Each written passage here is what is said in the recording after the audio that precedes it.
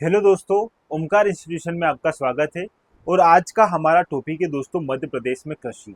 मध्य प्रदेश में कृषि जो है यूनिट 6 का एक इम्पोर्टेंट बिंदु है और इसको हम दो पार्ट्स में डिवाइड करके समझेंगे। यदि आपने हमारी पिछली क्लासेस नहीं देखी है तो एक बार जाकर जरूर देख लीजिएगा। उसमें हमने यूनिट 6 के जितने भी टॉपिक है वो सारे टू द पॉइंट जो है अच्छे से क्लियर किए हैं। और आज का जो है हमारा टॉपिक है ये मध्य प्रदेश का कृषि है। ठीक है। यदि हम मध्य प्रदेश में कृषि की बात करेंगे दोस्तों तो ये एक बड़ा विषय है और यहाँ से प्रश्न बनने की पूरी पूरी संभावना है। इसको हमने दो पार्ट में डिवाइड किया है, जिसमें पहला पार्ट रहेगा मध्य प्रदेश की जो फसलें हैं उन पर, और दूसरा पार्ट रहेगा उसमें सिंचाई, पशुधन, बागवानी, ये सारा सेगमेंट जो है वहां पर क्या कर लेंगे, कंप्लीट कर लेंगे। तो दो पार्ट में हमारी कृषि कंप्लीट करेंगे, क्योंकि दोस्तों इंपॉर्टेंट है ये टॉपिक और इसको बड़े इत्मीनान से और बेहतर तरीके से पढ़ना पड़ेगा। यदि आप देखोगे यूनिट 6 का पूरा सिलेबस, तो उसमें सबसे ज़्यादा अगर किसी टॉपिक का वेटेज है तो वो इसी का है दोस्तों, क्योंकि इसमें बहुत ज़्यादा ऐसे प्रश्न बनने की संभावना है जो एग्जाम के लिए इम्पोर्टेंट है। आप यकीन मानो, यदि आपने पिछले साल के जितने भी क्वेश्चन पेपर देखे होंगे तो उसमें आपको यहाँ से प्रश्न मिलेगा। एक सिंचाई जो इसी का हिस्सा है, पशुपालन इसी का हिस्सा है, बागवानी, बागवानी में जो फल सब्जी ये जो है सारा इसी का हिस्सा है, और कृषि, कृषि तो आप जानते हो दोस्तों यहाँ से तो प्रश्न बनते ही हैं। तो ये सारा बिंदु जो है हम यहाँ पर आज अच्छे से कंप्लीट करेंगे इन दो क्लास के माध्यम से। ठीक है, चलो शुरू करते हैं आज की क्लास हमारी। और आज की क्लास शुरू करूँ उससे पहले मैं बता देना चाहूँगा, ये है दोस्तों दो पुस्तकें जो हमारे संस्थान द्वारा आयोजित की गई है, मार्केट में उपलब्ध भी है।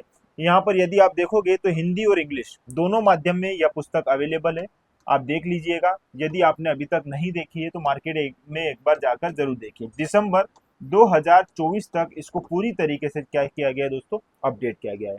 कुछ त्रुटियां या कुछ आपके जो अपडेट्स हैं वो भी हमने शुद्धि पत्र के माध्यम से यहाँ पर बताए हैं। यदि आपने टेलीग्राम चैनल नहीं ज्वाइन किया है तो टेलीग्राम चैनल भी ज्वाइन कर लीजिएगा, वहां पर हम इसके सारे अपडेट जो है आपको बताते हैं। ठीक है, ओमकार इंस्टीट्यूशन के नाम से हमारा टेलीग्राम चैनल भी है और यूट्यूब चैनल भी है, आप जानते हो ये सारी बातें। ठीक है, चलो आज की जो है हमारी क्लास है दोस्तों ये 8 नंबर की क्लास है। ठीक है, इससे पहले 7 क्लास हो चुकी है। यदि आपने वो क्लासेस नहीं देखी है तो एक बार जरूर देख लीजिएगा। पूरा अपडेट है, पूरा सिलेबस अपडेट है दिसंबर 2024 तक। ये यकीन मानो, यदि आप 2025 के लिए टारगेट कर रहे हो एमपीपीएससी प्रीलिम्स को, 2025 के लिए टारगेट कर रहे हो तो ये क्लास भी आपके लिए बहुत इंपॉर्टेंट होने वाली है। ठीक है, चलो मध्य प्रदेश में कृषि। अब हम कृषि को देखेंगे, दो दो सेगमेंट हमने रखे दोस्तों। एक है पहला वर्तमान परिदृश्य और दूसरा है दोस्तों जो ट्रेडिशनल क्वेश्चन जो बनते हैं वहां वाला टॉपिक। ठीक है, तो यहाँ पर हम इस पूरी कृषि को क्या करेंगे, दो पार्ट में डिवाइड करेंगे। पहला वर्तमान परिदृश्य में, और दूसरा दोस्तों जो ट्रेडिशनल है जहाँ से प्रश्न हमेशा बनते हैं, जिनकी जानकारी आपको होना आवश्यक है, वो सारी बातें। तो यहाँ पर दो पार्ट्स में हम इसको डिवाइड करते हैं। वर्तमान परिदृश्य पहले देखते हैं इसका क्या है। तो वर्तमान परिदृश्य देखो, यूनिट 6 पूरा करेंट बेस्ड है दोस्तों। इसमें आर्थिक सर्वेक्षण और जितना भी लेटेस्ट डेटा रहता है उसका सारा संकलन यहाँ पर किया जाता है। तो इसलिए हम पहले इसका वर्तमान परिदृश्य देखते हैं। तो पिछले वर्ष की तुलना में वर्ष 2023-24 में फसलों के उत्पादन में 0.20% की क्या हुई है दोस्तों, वृद्धि हुई है। ठीक है, तो फसलों के उत्पादन में कितनी वृद्धि हुई है पिछले वर्ष की तुलना में, 0.20%। यदि आप देखोगे राष्ट्रीय खाद्यान्न उत्पादन में मध्य प्रदेश का जो है कितना योगदान है, तो 10%। पूरे राष्ट्र के खाद्यान्न उत्पादन में मध्य प्रदेश कितना योगदान करता है दोस्तों, 10%। ठीक है, चलो मुख्यमंत्री किसान किसान कल्याण योजना के अंतर्गत 3200 करोड़ रुपए का प्रावधान प्रस्तावित है। इंपॉर्टेंट है, मुख्यमंत्री किसान कल्याण योजना आप जानते हो दोस्तों इंपॉर्टेंट है। और इस योजना के लिए राज्य में 3200 करोड़ रुपए क्या है, प्रावधान किए गए हैं। किसानों को कितना, 3200 करोड़ रुपए इससे वितरित किए जाएंगे इस योजना के तहत। ठीक है, और यह बजट अनुमान 2023-24 का डेटा है, इंपॉर्टेंट है, याद रखिएगा। 2023-24 में राज्य के सकल मूल्य वर्धन में प्राथमिक क्षेत्र का योगदान वर्तमान मूल्य पर। देखो दोस्तों, एक वर्तमान मूल्य होता है और एक स्थिर मूल्य होता है, दोनों का डेटा अलग अलग रहता है, आप याद रखिएगा। वर्तमान मूल्य प्रचलित मूल्य जो है और स्थिर मूल्य जो है, इसको हमने बेहतर तरीके से पहले की क्लास में अच्छे से डिस्कस किया है, आप जानते हो। तो यहाँ पर किसी भी डेटा को पढ़ो, आपके एग्जाम में किसी भी प्रकार से प्रश्न बने तो यदि आपसे जैसे मान लो प्राथमिक क्षेत्र का योगदान पूछे सकल मूल्य वर्धन में या जीडीपी में पूछे, तो आपको स्थिर मूल्य याद रखना है और वर्तमान मूल्य याद रखना है, दोनों के मूल्य अलग अलग है। और यहाँ पर मैं प्राथमिक क्षेत्र में योगदान देखूंगा जीवीए में, सकल मूल्य वर्धन में राज्य का, किस पर दोस्तों, वर्तमान मूल्य पर। तो यहाँ कितना है, 45.53%, 45.53% जो है इसका योगदान है वर्तमान मूल्य पर। और यदि मैं स्थिर मूल्य पर पूछूंगा तो यहाँ पर कितना 35.82%। ठीक है, ये इंपोर्टेंट बिंदु है, दोनों आपको यहाँ पर अच्छे से याद रखना है। 2023-24 में मध्य प्रदेश राज्य के सकल मूल्यवर्धन में प्राथमिक क्षेत्र की वृद्धि वर्तमान मूल्य पर, अब यहाँ पर मैं वृद्धि की बात कर रहा हूँ कि प्राथमिक क्षेत्र में वृद्धि कितनी हुई है। यहाँ पर योगदान पूछा है, यहाँ पर वृद्धि। वृद्धि भी आपको दो कीमत पर बतानी है, वर्तमान मूल्य पर और स्थिर मूल्य पर। यदि वर्तमान मूल्य पर देखोगे तो कितनी वृद्धि हुई है दोस्तों, 9.10%, और स्थिर मूल्य पर देखोगे तो 1.84%। ठीक है, दोनों इंपोर्टेंट बिंदु है, दोनों आप यहाँ पर याद रखना। यदि आपसे प्राथमिक क्षेत्र में कृषि से संबंधित इस प्रकार से प्रश्न पूछे तो ये प्रश्न बनने की पूरी पूरी संभावना है। ठीक है, आगे बात करते हैं खाद्यान्न उत्पादक राज्य में मध्य प्रदेश का देश में कौन सा स्थान है दोस्तों, दूसरा स्थान है। मतलब पहला किसका है, तो पहला है यूपी का। उत्तर प्रदेश जो है खाद्यान्न उत्पादक राष्ट्र में पहले नंबर पर है और दूसरे नंबर पर है मध्य प्रदेश। ठीक है, इंपोर्टेंट है और ये आर्थिक समीक्षा 2023-24 का डेटा है। कुछ याद रखो ना रखो, ये डेटा जरूर याद रखना। खाद्यान्न उत्पादक ही नहीं है, खाद्यान्न उत्पादन के अलावा भी जैसे चावल में, जैसे गेहूं में, जैसे चना में, जैसे मूंगफली में, जितनी भी फसलें हैं उन फसलों में प्रथम रैंक, द्वितीय रैंक और तृतीय रैंक, आपको ये डेटा देखना होगा। यदि आपने हमारी बुक देखी है तो उसमें हमने डेटा मेंशन किया है। यदि आप टेलीग्राम चैनल से नहीं जुड़े हैं तो वहां जुड़ जाइएगा, वहां पर भी पूरी लिस्ट जो है इसकी डाल दी गई है।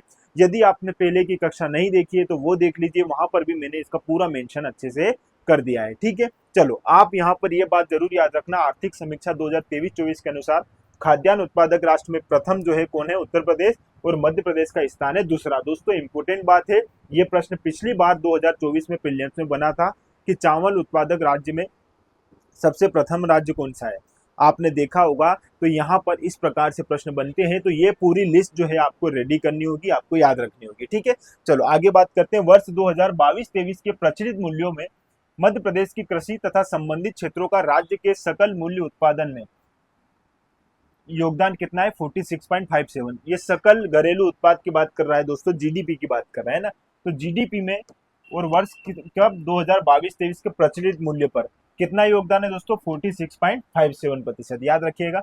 आगे वर्ष 2023 में मध्य प्रदेश का फसल उत्पादन 725.5 लाख मिलियन टन रहा है। ठीक है, ये कुल हमारा क्या है दोस्तों, फसल उत्पादन वर्ष 2023 में। वर्ष 2023 में कृषि उत्पादकता 2421 किलोग्राम प्रति हेक्टेयर रही है, ये कृषि उत्पादकता है। ठीक है, कितनी रही है, 2421 किलोग्राम प्रति हेक्टेयर, इंपोर्टेंट नहीं है। 2011 की जनगणना के अनुसार मध्य प्रदेश में कुल क्रियाशील जनसंख्या की 69.6% जनसंख्या कृषि कार्य में लगी हुई है। तो हमारे यहाँ पर यदि 2011 की जनगणना के अनुसार मैं बात करूं तो कितने लोग कृषि कार्य में लगे हुए हैं दोस्तों, तो ये है 69.6%। ठीक है, इंपोर्टेंट है। सीधा सीधा जनगणना से भी यदि प्रश्न बनते हैं तो इस आधार पर भी आपसे प्रश्न पूछा जा सकता है। ठीक है, आगे बात करते हैं। प्रदेश के 80 लाख से अधिक किसानों को प्रधानमंत्री किसान सम्मान निधि, पहली बात याद रखना, प्रधानमंत्री किसान सम्मान निधि किससे संबंधित है, किसानों से। इसमें क्या दी जाती है दोस्तों, राशि वितरित की जाती है। कितनी राशि, 6,000 रुपए।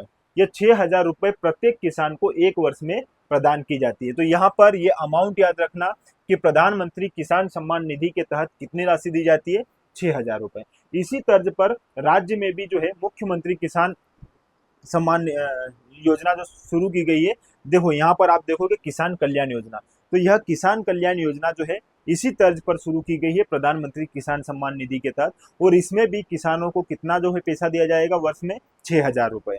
4,000 थे, आपने बुक में हमारी 4,000 भी देखा होगा, लेकिन बढ़ा दिया गया है अभी हाल ही में, तो यह जो है कितना हो जाएगा, 6,000। तो मुख्यमंत्री किसान कल्याण योजना में भी 6,000 रुपए जो है प्रत्येक किसान को दिए जाएंगे।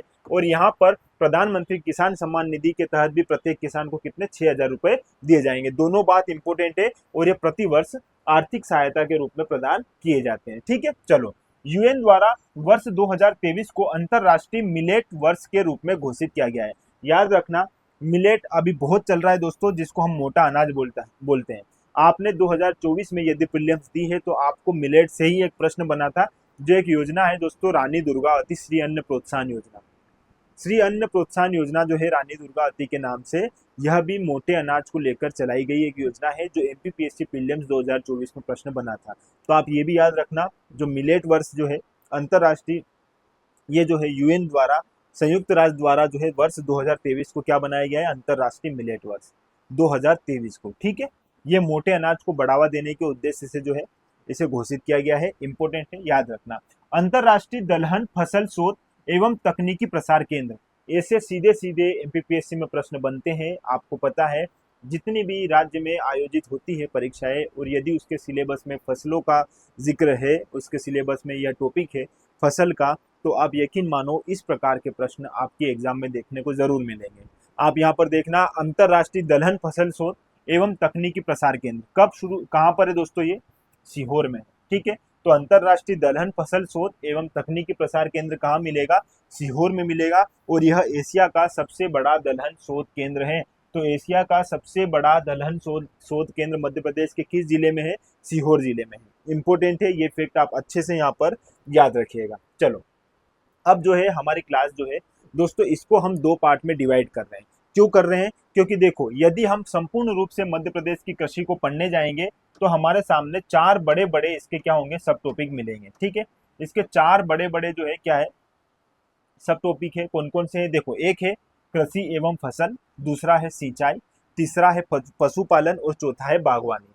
यदि मैं पूरी क्लास लूंगा एक साथ तो ये बहुत लेंदी क्लास हो जाएगी और आपको ज़्यादा इसमें कुछ समझ भी नहीं आएगा। हम इसको तोड़ कर पढ़ेंगे और फिर बाद में मर्ज कर देंगे तो हमारा पूरा जो है मध्य प्रदेश का कृषि यहाँ पर खत्म हो जाएगा। देखो, आज की हमारी ये क्लास रहेगी जिसमें हम कृषि और फसल पढ़ लेंगे। ये बड़ा सेगमेंट है, कृषि और फसल। ठीक है, आप जानते हो यहाँ से प्रश्न बने हैं। पिछली अगर एग्जाम में पहुंचोगे दोस्तों यहाँ पर, तो आपको मिलेगा 2023 में आपसे पूछा गया था कि जलवायु जो है हमारी फसल जो है कितने जलवायु प्रदेश में बांटा गया है मध्य प्रदेश की फसलों को। तो यहाँ पर आपने 11 आंसर दिया होगा। यदि याद है और नहीं भी है तो मैं आगे आपको बता दूंगा। तो यहाँ से प्रश्न बने हैं। ठीक है, फिर कृषि से संबंधित योजनाएं हैं। आप जानते हो श्री अन्न प्रोत्साहन योजना, रानी दुर्गावती श्री अन्न प्रोत्साहन योजना पिछली बार ही पूछी गई। ठीक है, इस आधार पर जो है सीधे सीधे प्रश्न बनेंगे, तो इस सेगमेंट को बेहतर तरीके से पढ़ेंगे। फिर दोस्तों हमारा सिंचाई, पशुपालन और बागवानी, ये तीनों इंपॉर्टेंट बिंदु है और हम इन तीनों को एक साथ, हमारा जो पार्ट 2 रहेगा फसलों का, कृषि का, उसमें अच्छे से कंप्लीट कर लेंगे। तो 2 क्लास में हमारी पूरी कृषि यहाँ पर कंप्लीट हो जाएगी। ठीक है, शुरू करते हैं कृषि और फसल से। ठीक है, कृषि एवं फसल से हमारा प्रारंभ करते हैं इस क्लास का, और आगे आप अच्छे से बने रहिएगा, इसको हम बेहतर तरीके से कंप्लीट करेंगे। ठीक है, चलो, मध्य प्रदेश कृषि प्रधान राज्य है जो देश के प्राथमिक क्षेत्र के विकास में महत्वपूर्ण भूमिका निभाता है। मध्य प्रदेश की लगभग 72% आबादी ग्रामीण क्षेत्रों में निवास करती है, जिनका प्रमुख व्यवसाय कृषि है। ठीक है, और मध्य प्रदेश की कुल जनसंख्या का 69.6% भाग कृषि से संबंधित है। इस प्रकार मध्य प्रदेश की अर्थव्यवस्था में कृषि क्षेत्र का सर्वाधिक योगदान है। अभी हमने देखा है 2011 की जनगणना के अनुसार राज्य में 69.6% जो है जनसंख्या वो कृषि कार्य में लगी हुई है। ठीक है, अब कृषि कार्य में क्या क्या आ जाता है, अभी मैंने आपको बताया। कृषि कार्य में कृषि आ गई, पशुपालन आ गया, सिंचाई वगैरह आ गया, बागवानी आ गया। ये सारा हमारा जो है जो हमारी जनसंख्या है 69.6%, ये इन कार्य में लगी हुई है। ठीक है, तो यहाँ पर ये याद रखना। और राज्य की लगभग 72% आबादी कहाँ रहती है, ग्रामीण क्षेत्रों में निवास करती है। ठीक है, चलो आगे। वर्ष 2023-24 में अनाज उत्पादन में 1.91% की कमी आई है। इस बार जो है 2023-24 में अनाज के उत्पादन में कमी देखी गई है। कितनी कमी देखी गई है, 1.91%। दालों में दोस्तों अच्छी खासी जो है हमने वृद्धि की है। दालों में 42.62% की यहाँ पर वृद्धि देखी गई है। और यदि तिलहन उत्पादन की मैं बात करूंगा तो तिलहन उत्पादन में दोस्तों 7.32% की वृद्धि दर्ज की गई है। ठीक है, तो यहाँ पर कमी अनाज में हुई है, लेकिन दलहन और तिलहन दोनों में क्या हुई है, अच्छी खासी वृद्धि हुई है, याद रखिएगा। वर्ष 2023-24 में 30,246 हेक्टेयर फसल क्षेत्र हमारा रहा है। इतना ज्यादा इंपोर्टेंट नहीं है। 2011 की जनगणना के अनुसार मध्य प्रदेश की कुल क्रियाशील जनसंख्या का लगभग 70%, लगभग 70 मतलब 69.6% जो हमने आगे देख लिया था, इतने प्रतिशत भाग जो है कृषि तथा संबंधित क्षेत्र में लगाया हुआ है। ठीक है, इंपोर्टेंट है, ये बात आप यहाँ पर याद रखिएगा। ठीक है, कुछ इंपोर्टेंट फैक्ट जो यहाँ पर आपको याद रखने हैं, ये सारे फैक्ट इंपोर्टेंट है, यहाँ से प्रश्न बने हैं और आगे भी बनने की संभावना है। देखो दोस्तों, मध्य प्रदेश का कृषि क्षेत्र में विकास, यदि मध्य प्रदेश का कृषि क्षेत्र में विकास हम देखें तो इसी बात को ध्यान में रखकर 7 बार जो है मध्य प्रदेश को कृषि क्रमण पुरस्कार प्रदान किया गया है। और अंतिम बार कब दिया गया था दोस्तों, 2021 में। 2021 में 7वीं बार हमें जो है कृषि क्रमण पुरस्कार दिया गया है। कृषि के क्षेत्र में अभूतपूर्व योगदान तथा महत्वपूर्ण योगदान देने के कारण जो है मध्य प्रदेश को यह पुरस्कार प्राप्त हुआ है और मध्य प्रदेश 7 बार यह पुरस्कार प्राप्त कर चुका है। ठीक है, अंतिम बार 2021 में हमने यह प्राप्त किया था, यह भी याद रखना। मध्य प्रदेश में प्रति व्यक्ति औसत कृषि भूमि कितनी है? 0.25 हेक्टेयर, मतलब हर व्यक्ति के पास कितनी होनी है? 0.25 हेक्टेयर कृषि तो मिल ही जाएगी। ठीक है, ये हमारा औसत है कृषि भूमि का। चलो, यदि मैं आगे बात करूं, मध्य प्रदेश में कृषि जोत का आकार कितना है दोस्तों? 2.2 हेक्टेयर। ये हमारे यहाँ पर कृषि जोत का आकार है। ठीक है, आगे कृषि जोत का अधिकतम आकार हरदा में है 5.5 हेक्टेयर और कृषि जोत का न्यूनतम आकार दोस्तों कटनी व नीमच में मिलेगा और यह कितना है? 1.5 हेक्टेयर। देखो, यहाँ पर कृषि जोत का अधिकतम और न्यूनतम आकार क्या है, इस बात को समझने की कोशिश करना। देखो, अधिकतम आकार मतलब हर व्यक्ति के पास, हरदा में आप जाओगे तो हरदा में आपको 5.5 हेक्टेयर का तो खेत मिलेगा ही सही। हर व्यक्ति के पास औसतन इतना जो है आपको एरिया मिल जाएगा। तो यही जो है हमारे यहाँ का सबसे अधिकतम आकार है कृषि जोत का। और न्यूनतम की अगर मैं बात करूंगा कटनी और नीमच, कटनी का और नीमच का, आप थोड़ा सा इस कॉन्सेप्ट को समझना। आप नीमच साइड जाओगे तो उधर अफीम और इनकी खेती ज्यादा होती है और अफीम और इनकी खेती ज्यादा होती है, तो यहाँ पर जो है एक व्यक्ति को ज्यादा कृषि भूमि नहीं दी जाएगी, क्योंकि ज्यादा देने से थोड़ा सा क्या होगा, हो जाएगा इम्बेलेंस हो जाएगी चीजें, इसलिए वहां पर पट्टे काटे जाते हैं। आप देखते होंगे नीमच मंदसौर ये वाला जो रीजन है दोस्तों, इसमें ऐसे पट्टे काट दिए जाते हैं और लोगों को छोटे छोटे पट्टे बांट दिए जाते हैं, जिस पर वो क्या करते हैं, अफीम और ये जो सारी जो है उनकी फसलें जो है उन पर लगाते हैं। ठीक है, तो यहाँ पर यदि इसी बात को आप ध्यान में रखकर देखोगे कि कृषि जोत का न्यूनतम आकार जो है कहाँ मिलेगा, तो वह कटनी व नीमच में मिलेगा और कितना? 1.5 हेक्टेयर। यहाँ पर कम लोगों के जमीन तो है लोगों के पास, लेकिन मिनिमम है, कितनी कितनी रहती है? 1.5 हेक्टेयर। इतने आपको वहां पर कृषि जोत का आकार मिल जाएगा। और अधिकतम देखोगे तो हरदा में 5.5 हेक्टेयर। इंपोर्टेंट है, दोनों याद रखना, सीधे सीधे प्रश्न बनता है, आपको ये बात यहाँ पर याद रखनी होगी। ठीक है, अब हम मध्य प्रदेश जो है कृषि प्रदेश है। अब इस कृषि प्रदेश को हम दो पार्ट में डिवाइड करके देखते हैं। एक हम फसल क्षेत्र के आधार पर देखेंगे और दूसरा हम देखेंगे इसको जलवायु के आधार पर। दोनों जगह से प्रश्न बने हैं, जलवायु के आधार पर भी बने हैं और फसल क्षेत्र के आधार पर भी बने हैं। तो पहले हम इसको फसल क्षेत्र के आधार पर देखते हैं। तो यदि हम फसल क्षेत्र के आधार पर देखते हैं तो इसको हम 5 पार्ट में डिवाइड करते हैं। तो फसल क्षेत्र के आधार पर हमारे मध्य प्रदेश को कितने पार्ट में डिवाइड किया गया है दोस्तों? 5 पार्ट में। अब ये 5 पार्ट कौन से हैं? उत्तर में जाओगे आप तो गेहूं एवं ज्वार का क्षेत्र मिलेगा। ठीक है, भिंड, मुरैना, श्योपुर, शिवपुरी, दतिया, ये वाला जो एरिया है हमारा, ये एरिया हमें कौन सा है? गेहूं ज्वार क्षेत्र का हमारा एरिया है, ये बात याद रखना। ठीक है, उसके जस्ट नीचे मध्य में आओगे तो आपको पता है हमारा होशंगाबाद वाला एरिया, सागर वाला एरिया, ये जो हमारा नीचे नीचे का जो एरिया है, ये हमारा पूरा गेहूं क्षेत्र के अंतर्गत आता है। फिर ये पश्चिमी, ये वाला दक्षिण पश्चिम वाला जो क्षेत्र देखोगे तो ये दक्षिण पश्चिम वाले क्षेत्र में ज्वार व कपास का क्षेत्र मिलेगा। आप देखते हो कपास सर्वाधिक खंडवा, खरगोन इस वाले क्षेत्र में मिलता है, तो ये हमारा ज्वार कपास का क्षेत्र हो गया। ये हमारा मध्य क्षेत्र हो गया जिसमें गेहूं क्षेत्र है। ठीक है, ये हमारा गेहूं ज्वार क्षेत्र हो गया उत्तरी वाला। इधर आप पूर्वी क्षेत्र में आओगे तो यहाँ पर कुछ गेहूं और कुछ चावल मिलते हैं, है ना। आप देखते हो दोस्तों ये बघेलखंड वाला जो एरिया है, ये वाला जो क्षेत्र है, यहाँ पर आपको गेहूं तथा चावल का क्षेत्र मिलता है, ये बात याद रखना। और ये बालाघाट, सिवनी और ये वाला जो क्षेत्र है हमारा दक्षिण पूर्वी वाला क्षेत्र जो है ये हमारा केवल चावल का क्षेत्र है। ठीक है, तो दो फसलें ऐसी है बीच वाली केवल गेहूं का क्षेत्र, ये याद रखना। और ये बालाघाट वाला रीजन जो है यहाँ पर केवल चावल का क्षेत्र है। बाकी आपको गेहूं के साथ ज्वार मिलेगा, ज्वार के साथ कपास मिलेगा और गेहूं के साथ में चावल मिलेगा। ये वाले रीजन में आपको ज्वार मिल जाएगा। ठीक है, देखो यहाँ पर ज्वार मिल जाएगा, यहाँ पर ज्वार मिल जाएगा। बाकी आप सब क्षेत्र को देखोगे तो आप इसको अच्छे से समझ पाओगे। मध्य वाला क्षेत्र गेहूं, इधर आ जाएगा आपका चावल, तो ये वाला दोनों का मिक्स हो जाएगा, गेहूं एवं चावल। कई जगह गेहूं भी मिलेगा, कई जगह चावल भी मिलेगा। तो आपको ये 3 पॉइंट तो आपको यहाँ पर क्लियर हो गए होंगे। ठीक है, क्योंकि मध्य में तो गेहूं है ही सही, हमारा ये वाला क्षेत्र तो पता ही आपको, ये वाला जो है आपको चावल के लिए पता है। इस वाले रीजन को आप गेहूं एवं चावल, क्योंकि कई जगह गेहूं मिल जाएगा, कई जगह चावल मिल जाएगा, तो ये गेहूं चावल का क्षेत्र हो गया। और ऊपर वाला गेहूं ज्वार है और उधर वाला ज्वार तथा कपास है। ठीक है, इंपॉर्टेंट है, ये बात याद रखना। 5 आधार पर बांटा गया है। ठीक है, मैं इनके जिले वाइज अब आपको यहाँ पर समझा दूंगा तो और अच्छे से आपको यहाँ पर चीजें क्लियर हो जाएगी। यदि मैं ज्वार एवं कपास की बात करूं तो ज्वार एवं कपास हमने देखा था किस साइड दोस्तों? इस साइड हमारे पश्चिम उत्तरी क्षेत्र वाला जो है हमारा ये वाला क्षेत्र देखा था। इसमें हमने क्या क्या देखा था, मंदसौर, नीमच, रतलाम, झाबुआ, उज्जैन, देवास, इंदौर, खंडवा, खरगोन, धार, शाजापुर और आगर मालवा।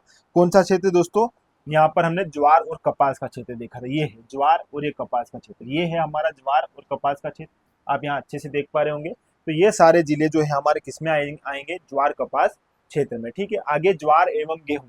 ज्वार एवं गेहूं आपने उत्तर में देखा था, देखो कहाँ देखा था ज्वार एवं गेहूं, तो ये है हमारा ज्वार एवं गेहूं। ये वाला क्षेत्र जो है हमारा पूरा किसका है दोस्तों, गेहूं एवं ज्वार का क्षेत्र। तो इसमें हमारा पूरे उत्तरी जिले आ जाएंगे, कौन कौन से, मुरैना, श्योपुर, भिंड, ग्वालियर, दतिया, शिवपुरी, गुना, छतरपुर, टीकमगढ़। तो ये रीजन आपको समझ में आया। गेहूं मध्य में था ही सही, तो मध्य में हमारा भोपाल, सीहोर, नर्मदापुरम, नरसिंहपुर, रायसेन, विदिशा, सागर, दमोह, ये गेहूं वाला हो गया। चावल एवं गेहूं, चावल एवं गेहूं का हमने देखा था दोस्तों, ये वाला जो रीजन है हमारा चावल एवं गेहूं का, ये वाला रीजन, ये है हमारा चावल एवं गेहूं का रीजन। तो यहाँ जो उपस्थित जिले हैं वो मैं आपको बता देता हूँ कौन कौन से जिले यहाँ पर आएंगे, पन्ना, सतना, कटनी, उमरिया, जबलपुर आदि। ठीक है, आगे बात कर लेते हैं चावल। चावल के बारे में आप जानते हो दोस्तों, ये बालाघाट, मंडला, डिंडोरी, अनूपपुर, शहडोल, रीवा एवं सीधी। देखो आपको ज्यादा कुछ याद नहीं रखना है, ये मेंस का बिंदु है। आपसे मेंस में भी इस प्रकार से प्रश्न बनते हैं कि जो है फसलों के आधार पर या फसल क्षेत्र के आधार पर मध्य प्रदेश को कितने पार्ट में डिवाइड किया गया है, वर्णन कीजिए। तो आपको 5 पार्ट प्रीलिम्स में सीधे सीधे पूछ सकता है कि फसल क्षेत्र के आधार पर मध्य प्रदेश को कितने पार्ट में बांटा गया है। क्योंकि आपने यदि पीएससी प्रीलिम्स 2023 देखी होगी तो आपने उसमें एक प्रश्न देखा होगा कि जलवायु के आधार पर कितने क्षेत्र में इसको बांटा गया है फसल क्षेत्र को, तो वहां पर 11 है और यहाँ पर 5 है। याद रखिएगा, इंपॉर्टेंट है। इस प्रकार से आप इसको एक बार इमेजिन करना, आपको ज्यादा कुछ नहीं याद रखना है, ऊपर केवल गेहूं ज्वार याद रख लेना, बाकी सब याद हो जाएंगे। ऊपर गेहूं ज्वार, बीच में तो आपको पता है गेहूं आ जाएगा। इधर आओगे तो बालाघाट वाले क्षेत्र में आप सिर्फ चावल बता देना। अब बचा ये वाला एरिया, तो इस एरिया में गेहूं उठा लेना, इस एरिया में चावल उठा लेना, तो ये आपका रीजन हो जाएगा। इस वाले एरिया में गेहूं मत लाना क्योंकि इसमें कपास है, ज्वार अपनी जगह रहेगा, कपास आ जाएगा। खंडवा, खरगोन, बड़वानी ये सब कपास के लिए जाना जाता है, तो ये वाला क्षेत्र आपको कपास के रूप में याद रखना है। तो यहाँ पर इस प्रकार से आप पूरा अगर इमेजिन करोगे तो आपसे यदि प्रश्न बने भी गा तो आप अच्छे से इसको मेंस में भी लिख दोगे और प्रीलिम्स में भी आप अच्छे से कवर कर दोगे इसके सारे डायमेंशंस। चलो आगे, अब जलवायु के आधार पर देखते हैं। एमपीपीएससी प्रीलिम्स देखा होगा आपने, 2023 में ये प्रश्न पूछा गया था और यही मैं आपको यहाँ पर बता रहा हूँ कि यह जो है जलवायु क्षेत्र के आधार पर हमारे राज्य को कितने जलवायु प्रदेश में बांटा गया है, 11। ठीक है, ये याद रखना इंपोर्टेंट है। कृषि विभाग द्वारा मध्य प्रदेश को कुल 11 कृषि जलवायु प्रदेश में विभाजित किया गया है। यहाँ पर हम प्रदेश देख लेंगे, इन प्रदेशों में किस फसल का उत्पादन होता है ये देख लेंगे, और यहाँ पर संबंधित क्षेत्र कौन सा है या संबंधित जिले कौन से हैं ये बात भी यहाँ पर अच्छे से मेंशन कर लेंगे। देखो छत्तीसगढ़ का मैदान आप जानते हो दोस्तों, यहाँ पर चावल प्रमुख फसल है यहाँ की, और बालाघाट हमारा मध्य प्रदेश के संदर्भ में देख रहे हैं हम, तो मध्य प्रदेश में हमारा बालाघाट जो है इसी रीजन में आएगा, इसी क्षेत्र में आएगा। आगे छत्तीसगढ़ का उत्तरी पहाड़ी क्षेत्र, अब छत्तीसगढ़ जो है इसका उत्तरी पहाड़ी क्षेत्र जाओगे दोस्तों तो वहां पर आपको मिल जाएगा चावल और सोयाबीन। तो उत्तरी वाले क्षेत्र में पहुंचोगे तो हमारा कौन सा, ये तो हमारा सेंटर वाला क्षेत्र हो गया, तो बालाघाट, क्योंकि बालाघाट हमारे नीचे है। थोड़ा सा ऊपर उठोगे तो आपको शहडोल, उमरिया, अनूपपुर, डिंडोरी, मंडला, सीधी एवं सिंगरौली। तो ये छत्तीसगढ़ का यदि उत्तरी पहाड़ी क्षेत्र पूछे तो यहाँ पर अपना ये वाला रीजन आ जाएगा जिसमें शहडोल, उमरिया, अनूपपुर, डिंडोरी, मंडला, सीधी एवं सिंगरौली। ठीक है, ये बात याद रखना। कैमूर पठार तथा सतपुड़ा पहाड़ी क्षेत्र गेहूं आएगा व चावल आएगा, सीधी सी बात हमारा सेंटर वाला।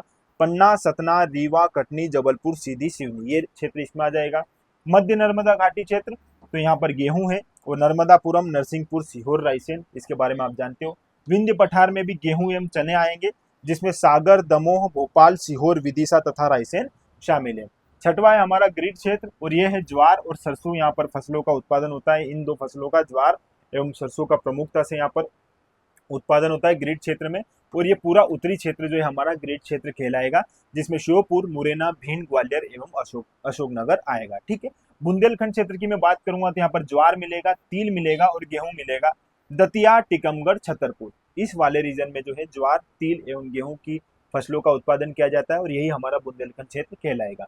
सतपुड़ा पठार, इसमें ज्वार, मक्का, गेहूं, बैतूल तथा छिंदवाड़ा इसके क्षेत्र हैं।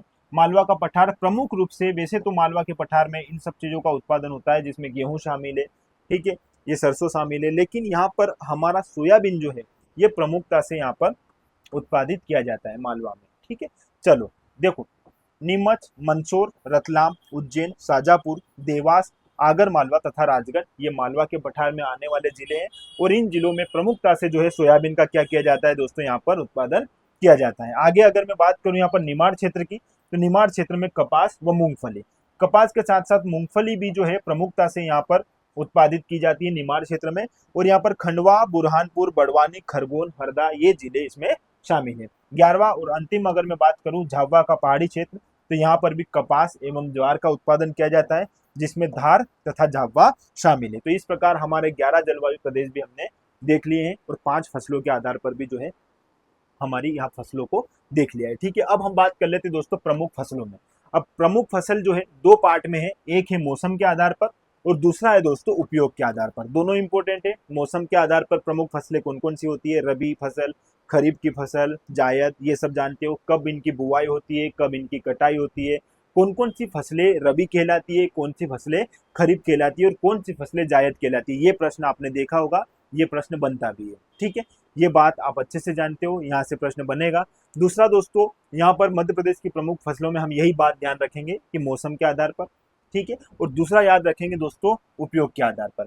यदि हम उपयोग के आधार पर देखेंगे तो उपयोग के आधार पर हमें क्या क्या मिलेगा, तो उपयोग के आधार पर जो हमारी खाद्यान्न फसलें हैं, ठीक है, खाद्यान्न के बाद हमारी तिलहन फसलें, दलहन फसलें, इन सब फसलों को भी अच्छे से यहाँ पर हम देख लेंगे, ठीक है। तो चलो आगे बढ़ते हैं। आगे बढ़ते हैं दोस्तों मौसम के आधार पर। सबसे पहले अगर हम मौसम के आधार पर हमारी फसलों को देखें तो हमें 3 फसलें प्रमुखता से दिखाई देगी। हमारी 3 फसलें कौन कौन सी है, एक है दोस्तों रबी, दूसरा है खरीफ और तीसरा है जायद। देखो इसमें आपको याद क्या करना है वो अच्छे से समझना। कब बुआई होती है, कटाई होती है, यदि याद रख पाओ तो बेहतर है और समझ पाओ तो और ज्यादा बेहतर है। आपको समझ में आ जाएगा क्या है, मैं अच्छे से आपको समझाऊंगा। मेन बात आपको क्या याद रखनी है कि दोस्तों इनके उदाहरण, यदि आपसे पूछेगा कि चना जो है यह किस फसल का उदाहरण है, रबी की फसल, खरीफ की फसल, जायद की फसल, तो आपको याद होना चाहिए कि ये रबी की फसल में आता है, क्योंकि ये प्रश्न बनते हैं और बने भी हैं। पिछली एग्जाम्स को अगर आप उठाकर देखोगे तो इस प्रकार के प्रश्न आपको सीधे सीधे मिलेंगे कि जो सोयाबीन है यह रबी की फसल है कि यह खरीफ की फसल है कि यह जायद की फसल है या फिर ये रबी एवं खरीफ दोनों की फसलें हैं। इस प्रकार से प्रश्न बनते हैं। तो यहाँ पर इत्मीनान से इस बात को समझना। कई बार हम एग्जाम में वो सारी चीजें पढ़ लेते हैं, बहुत सारी जटिल जटिल चीजें, लेकिन होता क्या है दोस्तों, वो इतना सामान्य प्रश्न पूछ लेता है कि हमें वो भी बनाने में बहुत ज़्यादा समय लग जाता है और फिर हम कई बार गलत भी कर आ जाते हैं, जो हमें रेस से बाहर निकाल देता है। आप जानते हो जो प्रश्न सबसे बन रहे हैं वो प्रश्न यदि हमसे नहीं बनेंगे तो हम एग्जाम से बाहर हो जाएंगे।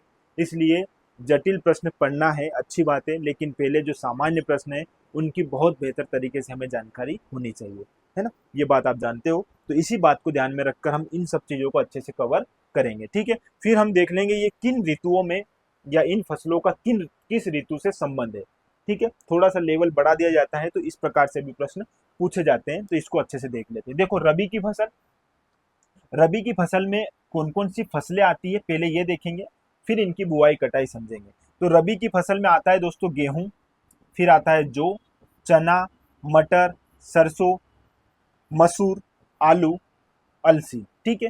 तो आप देखते हो दोस्तों यहाँ पर आपने मटर देखा है, ठीक है, आपने यहाँ पर मटर देखा है।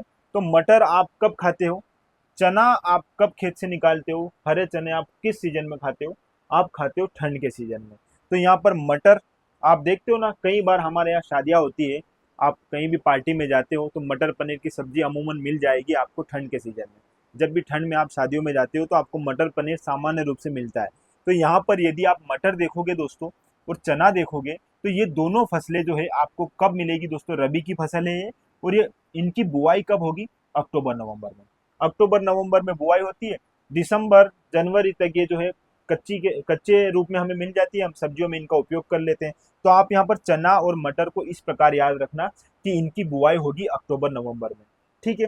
इसी प्रकार गेहूं भी जो है, गेहूं बिल्कुल चना से जुड़ा हुआ है, गेहूं चना साथ में बोए जाते हैं, ठीक है। तो मटर भी इसी के साथ बोया जाएगा, ये बात आप यहाँ पर याद रखना। तो इस प्रकार आप देखोगे दोस्तों, तो ये सारी फसलें जो है आपको मैंने 3-4 जो फसल बताई है, ये रबी की फसल है और इनकी बुआई होती है अक्टूबर नवंबर में। एक एग्जाम्पल के माध्यम से मैं आपको बता रहा हूँ। और पूछा यही जाता है कि गेहूं जो आपको पता है, चना पूछा जाता है, मटर भी पूछा जाता है दोस्तों, आलू भी पूछा जाता है। तो आलू मटर आप ऐसे याद रख सकते हो, आलू मटर और चना, ये सारी सब्जियां आप अक्टूबर नवंबर में जब शादियां होती है तब आप पार्टी में जाते हो तो आप इस प्रकार की सब्जी देखने को आपको मिलती है। तो यहाँ पर इस प्रकार याद रखिएगा। तो एक बार मैं फिर से सीक्वेंस से सारी बातें बता देता हूँ, एक बार समझने की कोशिश करना। देखो दोस्तों, सबसे पहले बात करता हूँ मैं गेहूं, जौ, चना, मटर, सरसों, मसूर, आलू एवं अलसी, ये सारी फसलें जो है ये हमारी रबी की फसलें हैं। ठीक है, और रबी की फसल का सीधा सीधा संबंध किससे दोस्तों, शीत ऋतु से, ठंड में है। ठीक है, ये बात आप याद रखना, ये बात मैंने आपको बताई है। ठीक है, और इनकी बुआई होती है दोस्तों अक्टूबर नवंबर में। अक्टूबर नवंबर में इसकी बुआई होती है और इसकी कटाई हो जाएगी फरवरी मार्च तक। ठीक है, गर्मी आने से पहले पहले जो है हम इन फसलों को क्या कर देते हैं, काट देते हैं। ठीक है, फिर बात करते हैं खरीफ की फसल। तो खरीफ की फसल में ज्वार आएगा, चावल आएगा, रागी आएगा, मक्का आएगा, सोयाबीन आएगी। ठीक है, मूंगफली आएगी, कपास आएगी, सन, जूट, उड़द, तंबाकू, ये सारी जो है हमारी क्या करती है दोस्तों, खरीफ की फसलें हैं। जून जुलाई में इनकी बुआई होती है और इनकी कटाई होगी सितंबर अक्टूबर में। और जून जुलाई में ही हमारे यहाँ पर मानसून आता है दोस्तों, आप जानते हो। और मानसून आता है मतलब बारिश पर सीधी सीधी निर्भर कौन सी फसल होती है, खरीफ की फसल। रेन वाटर जो है उसी पर निर्भर रहती है खरीफ की फसल, ये बात अच्छे से याद रखना। इसलिए इसका संबंध किससे दोस्तों, वर्षा काल से। किस ऋतु से खरीफ की फसल का संबंध है, तो वर्षा काल से है। ठीक है, आप देखते हो सोयाबीन जो है इसको पूरी तरीके से जल की आवश्यकता रहती है, वर्षा की आवश्यकता रहती है। वर्षा अगर नहीं होगी तो सोयाबीन जो है, सोयाबीन की फसल अच्छे से नहीं हो पाएगी, पूरी फसल जो है बर्बाद हो जाएगी। इसी प्रकार चावल, ज्वार, रागी, मक्का, सोयाबीन, मूंगफली, कपास, सन, जूट, उड़द, तंबाकू, ये सारी जो है खरीफ की फसल है जो जून जुलाई में बोई जाती है और इनकी कटाई होती है सितंबर अक्टूबर में। जैसे इनकी कटाई होगी इसके बाद ही तुरंत जो है रबी की फसल लगा दी जाती है। चलो आगे, जायद की अगर मैं बात करूंगा दोस्तों, तो बुआई होगी मार्च अप्रैल में और कटाई होगी मई जून में। ठीक है, ये बात याद रखिएगा। इसमें क्या आता है दोस्तों, गर्मी में हम क्या खाते हैं, गर्मी में हम तरबूज, खरबूज, ककड़ी, खीरा, करेला, पूरा गर्मी वाला सीजन जो रहता है जायद फसल के अंतर्गत आता है, जिसमें मार्च अप्रैल में बुआई होती है, कटाई हो जाएगी इसकी मई जून में। ठीक है, और इसका ग्रीष्म काल या गर्मी से इसका पूरा पूरा संबंध है। ठीक है, ये बात आप याद रखना। यहाँ पर हमने मौसम के आधार पर फसलों को देख लिया है, अब उपयोग के आधार पर हम इन फसलों को देखेंगे। यदि आप इनकी उपयोग के आधार पर देखोगे तो ये आपके एग्जाम के लिए बहुत जरूरी है, ये वाला सेगमेंट भी दोस्तों। इसमें हम खाद्यान्न फसलें देखेंगे, इसमें हम दलहन फसलें देखेंगे, तिलहन फसलें कौन कौन सी होते हैं उनके बारे में देखेंगे, फिर वाणिज्यिक फसलों को भी देखेंगे। इनको हम करेंट के साथ जोड़ेंगे, करेंट अफेयर जो है वर्तमान में क्या है, करेंट डेटा, उसके आधार पर देखेंगे। और इनके जो शोध केंद्र है, इनकी जो भी इंपोर्टेंट बातें हैं वो सारी हम यहाँ पर अच्छे से कवर करेंगे। सबसे पहले खाद्यान्न फसलों की हम यहाँ पर बात कर लेते हैं। यदि मैं खाद्यान्न फसलों की बात करूँ तो इसके अंतर्गत आएगा दोस्तों गेहूं, जिसे हम खा सकते हैं, वो हमारी खाद्यान्न फसलें कहलाती है। चावल, मक्का, ज्वार, बाजरा, ये हमारी प्रमुख खाद्यान्न फसलें हैं, ये बात याद रखिएगा। और सबसे पहले हमारी फसलें जो है, प्रमुख फसल जो है हमारी गेहूं। मध्य प्रदेश की सबसे प्रमुख फसल कौन सी दोस्तों, गेहूं है। सीधा सीधा प्रश्न पूछा जा सकता है, सीधा सीधा आप इसको याद रखना। थोड़ा करेंट के साथ देख लेते हैं इसको, फिर इसके बारे में अच्छे से चर्चा करेंगे। ठीक है, क्या है गेहूं की फसल, वानस्पतिक नाम क्या है, ये कहाँ इसके शोध केंद्र है, सारी बातें हम अच्छे से देखेंगे। चलो उत्पादन क्षेत्र की मैं बात करूं तो मालवा का पठार और नर्मदा सोन घाटी, मालवा का पठार और नर्मदा सोन घाटी में प्रमुख रूप से जो है गेहूं का उत्पादन किया जाता है, ये बात आप जानते हो। और वर्ष 2023-24 में गेहूं का क्षेत्राच्छादन कितने क्षेत्र में, क्षेत्राच्छादन मतलब ये दोस्तों कि कितने क्षेत्र में ये लगी है, इसका कितना क्षेत्र था। तो 2023-24 में इसका कितना रहा दोस्तों, 9,210 मीट्रिक हेक्टेयर क्षेत्र जो है रहा है। ठीक है, जो पिछले वर्ष की तुलना में 5.84% की कमी को दर्शाता है। मतलब पिछले साल जो है 2023-24 से पहले जो है यह जो है अच्छे खासे क्षेत्र में लगाया था, लेकिन इस बार जो है 5.84% की यहाँ पर क्या देखी गई है, कमी देखी गई है। ठीक है, 2023-24 में उत्पादन इसका अगर देखोगे दोस्तों तो कितना उत्पादन रहा है, 32,972 टन। ठीक है, और पिछले वर्ष की तुलना में इसमें भी क्या देखी गई है, कमी, क्योंकि कम लगाया जाएगा तो उत्पादन भी कम होगा। ठीक है, तो यहाँ पर कितना 5.73% की यहाँ पर क्या हुई है, कमी हुई है। ये तो बात हो गई करेंट बेस पर हमारे गेहूं की। अब थोड़ा सा इसको अच्छे से पढ़ते हैं, इसके बारे में सारी जानकारी अच्छे से देखते हैं। यदि मैं गेहूं की बात करूं तो गेहूं कौन सी फसल है दोस्तों? रबी की फसल है। और मध्य प्रदेश में गेहूं को सर्वाधिक क्षेत्र में बोया जाता है। वह सभी फसल की तुलना में सर्वाधिक उत्पादन किया जाता है। तो राज्य में सबसे ज्यादा सर्वाधिक उत्पादन किस फसल का होता है? गेहूं की फसल का, ठीक है। और इसे सर्वाधिक क्षेत्र में लगाया भी जाता है। आगे बात करते हैं वानस्पतिक नाम। इसका वानस्पतिक नाम है दोस्तों ट्रिटिकम एस्टिवम। ट्रिटिकम एस्टिवम इसका वास्तविक नाम है। रोग है इसका टुंडू और किट्टू। रोग कौन सा है दोस्तों? टुंडू और किट्टू इसका रोग है। प्रकार कौन सा है? लोकमान, सुजाता, सरबती इत्यादि। ये इसके क्या है दोस्तों? यहाँ पर ये इसके प्रकार है। सर्वाधिक उत्पादन है यदि आप देखोगे गेहूं का कहां पर होता है? नर्मदापुरम में, होशंगाबाद में सर्वाधिक जो है हमारा उत्पादन होता है गेहूं का, ये बात याद रखना। और मालवा के पठार को गेहूं की डलिया की संज्ञा दी जाती है, ये बात आपको पता है। मालवा के पठार को क्या कहा जाता है दोस्तों? गेहूं की डलिया, क्योंकि मालवा क्षेत्र में जो है, मालवा तथा सतपुड़ा के क्षेत्र में सर्वाधिक रूप से गेहूं का उत्पादन किया जाता है। इंपॉर्टेंट है, ये बात याद रखना। मध्य प्रदेश में गेहूं अनुसंधान केंद्र कहाँ है दोस्तों? पवारखेड़ा में। तो मध्य प्रदेश गेहूं अनुसंधान केंद्र आपको मिलेगा पवारखेड़ा, और पवारखेड़ा आपको मिलेगा नर्मदापुरम में। और नर्मदापुरम में ही मध्य प्रदेश में सर्वाधिक जो है गेहूं का उत्पादन किया जाता है। इंपॉर्टेंट है, ये बात याद रखना। आगे अंतरराष्ट्रीय गेहूं एवं मक्का अनुसंधान केंद्र, अगर मैं इसकी बात करूं अंतरराष्ट्रीय स्तर पर, तो अंतरराष्ट्रीय गेहूं एवं मक्का अनुसंधान केंद्र जो है ये कहाँ है दोस्तों? खमरिया में, ठीक है। और खमरिया कहाँ है दोस्तों? जबलपुर में है। और कब स्थापित किया गया था इसे? 2011 में। 2011 में इसे स्थापित किया गया था। इंपॉर्टेंट है, ये फैक्ट अच्छे से आप यहाँ पर याद रखिएगा, ठीक है। चावल की मैं बात करूं तो ये दूसरी सबसे प्रमुख हमारी यहाँ की फसल है। उत्पादन क्षेत्र देखोगे तो पूर्वी तथा दक्षिण पूर्वी क्षेत्र, आप जानते हो पूर्व तथा दक्षिण पूर्वी क्षेत्र, जिसमें बालाघाट, शहडोल, डिंडोरी, ये वाला क्षेत्र जो है हमारा क्या आएगा? इसके अंतर्गत आएगा। और प्रमुख जिले कौन से हैं? तो बालाघाट, रीवा, सतना, सीधी, शहडोल और डिंडोरी। तो यह जो है चावल के प्रमुख उत्पादित जिले हैं, ये बात आप अच्छे से याद रखना। क्षेत्र वाइज पूछे तो पूर्वी तथा दक्षिण पूर्वी क्षेत्र में चावल का प्रमुखता से उत्पादन किया जाता है, ये बात अच्छे से याद रखिएगा, ठीक है। 2023-24 में चावल का क्षेत्राच्छादन कितना है दोस्तों? 4019 हेक्टेयर, ठीक है, जो पिछले वर्ष की तुलना में 4.44% की वृद्धि को दर्शा रहा है। यदि यहाँ पर उत्पादन की बात करेंगे तो 13,705 मीट्रिक टन इसका उत्पादन हुआ है। तो यह भी पिछले वर्ष की तुलना में वृद्धि को दर्शाता है। और कितनी वृद्धि को दर्शा रहा है दोस्तों? 4.41%, ठीक है। चलो, यह फसल कौन सी है? तो यह खरीफ की फसल है और इसका वानस्पतिक नाम है ओराइजा सेटाइवा। ओराइजा सेटाइवा इसका वानस्पतिक नाम है। इसमें एक रोग होता है, जो रोग आपको याद रखना है, अंगमारी खेरा। अंगमारी खेरा रोग का संबंध किस फसल से है? गेहूं, चावल, चना, अरहर। तो आपको याद रखना होगा दोस्तों चावल से संबंधित है यह रोग, जिसका नाम है अंगमारी खेरा। लिख लीजिएगा, इंपोर्टेंट है, यहाँ से सीधा सीधा प्रश्न बनता है। अब यहाँ पर अगर मैं प्रकार देखूं इस फसल का, तो इसके बहुत सारे प्रकार है। देखो, रंजित सब्वन, चिन्नौर, आप जानते हो, गोल्डन राइस, अमन, ये सारे क्या है दोस्तों? इसके प्रकार है। इंपोर्टेंट है, ये बात याद रखना। और मध्य प्रदेश में धान अनुसंधान केंद्र कहाँ है? बड़वानी में। 4 सितारे लगा लो, ये इंपोर्टेंट प्रश्न है जो एग्जाम में बनता है कि मध्य प्रदेश में धान अनुसंधान केंद्र कहाँ है? तो मध्य प्रदेश में धान अनुसंधान केंद्र कहाँ मिलेगा दोस्तों? बड़वानी में। इंपोर्टेंट है, बात यहाँ पर याद रखिएगा। राष्ट्रीय चावल अनुसंधान केंद्र, ये तो हमारे मध्य प्रदेश की बात हो गई थी। अब राष्ट्रीय स्तर पर यदि आप चावल अनुसंधान केंद्र देखने जाओगे तो आपको कटक में मिलेगा, और कटक है उड़ीसा में, ठीक है। यदि आगे आप देखोगे अंतरराष्ट्रीय चावल अनुसंधान केंद्र, तो अंतरराष्ट्रीय लेवल पर देखोगे चावल अनुसंधान केंद्र, तो ये फिलीपींस में मिलेगा। और फिलीपींस में भी कहाँ पर? मनीला में, ठीक है। फिलीपींस की राजधानी मनीला में आपको अंतरराष्ट्रीय चावल अनुसंधान केंद्र मिलेगा। राष्ट्रीय स्तर पर आप देखोगे तो राष्ट्रीय स्तर पर कटक उड़ीसा में यह हमें अनुसंधान केंद्र मिलेगा। और मध्य प्रदेश में देखोगे तो मध्य प्रदेश के बड़वानी में आपको चावल अनुसंधान केंद्र या धान अनुसंधान केंद्र मिलेगा। इंपोर्टेंट है, तीनों फैक्ट आप यहाँ पर अच्छे से याद रखना।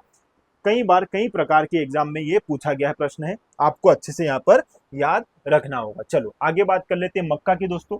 मुख्यतः छिंदवाड़ा, छिंदवाड़ा को कौन सिटी के नाम से जानते हैं? मेंस में 3 नंबर में ये प्रश्न पूछा गया था कि मध्य प्रदेश की कौन सिटी कौन सी है, तो वो है दोस्तों छिंदवाड़ा, ठीक है। और प्रीलिम्स में भी ये प्रश्न पूछा गया है, तो आप यहाँ पर याद रखना कि उत्पादन क्षेत्र मुख्यतः मक्का का कहाँ पर होगा? छिंदवाड़ा में। छिंदवाड़ा के बाद बड़वानी, झाबुआ, रतलाम, मंदसौर, नीमच, इनमें भी या इन जिलों में भी जो है मक्का का उत्पादन कहीं कहीं क्षेत्र पर हो रहा है, ठीक है। 2023-24 में इसका क्षेत्राच्छादन देखोगे आप तो 1536 हेक्टेयर रहा है, जो पिछले वर्ष की तुलना में 6.08% की वृद्धि को दर्शाता है। यदि यहाँ पर इसके उत्पादन की बात करेंगे दोस्तों तो 4,933 मीट्रिक टन यहाँ पर उत्पादन हुआ है, जो पिछले वर्ष की तुलना में 6.75% वृद्धि को दर्शा रहा है। यदि इस फसल की बात करो तो यह फसल है दोस्तों खरीफ की फसल। तो मक्का हमारी कौन सी फसल है? खरीफ की फसल है। इसका वानस्पतिक नाम है जिया मेज।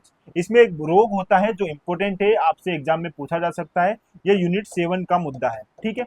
यूनिट 7 साइंस जो है उसमें आपसे इस प्रकार से प्रश्न बन सकते हैं, ठीक है। तो यहाँ पर व्हाइट वर्ड जो है ये रोग किससे संबंधित है? ये मक्का से संबंधित है, ठीक है। आगे छिंदवाड़ा को कौन सिटी के नाम से भी जाना जाता है, इस पर हमने चर्चा कर ली है। ये बात आप यहाँ पर अच्छे से याद रख लेना। आगे बात करते हैं दोस्तों ज्वार की। ज्वार का उत्पादन क्षेत्र है खंडवा, खरगोन, बड़वानी, छिंदवाड़ा व बैतूल। याद रखना, ये इसके उत्पादन क्षेत्र है ज्वार के। और यहाँ पर ज्वार अनुसंधान केंद्र कहाँ मिलेगा? खरगोन में। ये इंपॉर्टेंट है, ये आगे लिखा है ज्वार अनुसंधान केंद्र। ज्वार अनुसंधान केंद्र कहाँ है दोस्तों? खरगोन में है। इंपॉर्टेंट है, ये बात आप अच्छे से याद रखिएगा, ये फैक्ट इंपॉर्टेंट है, ठीक है। यह रबी तथा खरीफ दोनों की फसल है, लेकिन मुख्य रूप से अगर देखा जाए तो ये खरीफ की फसल जो है, खरीफ में इसका अधिक उत्पादन होता है, ठीक है। वानस्पतिक नाम सोरगम बाई कलर है।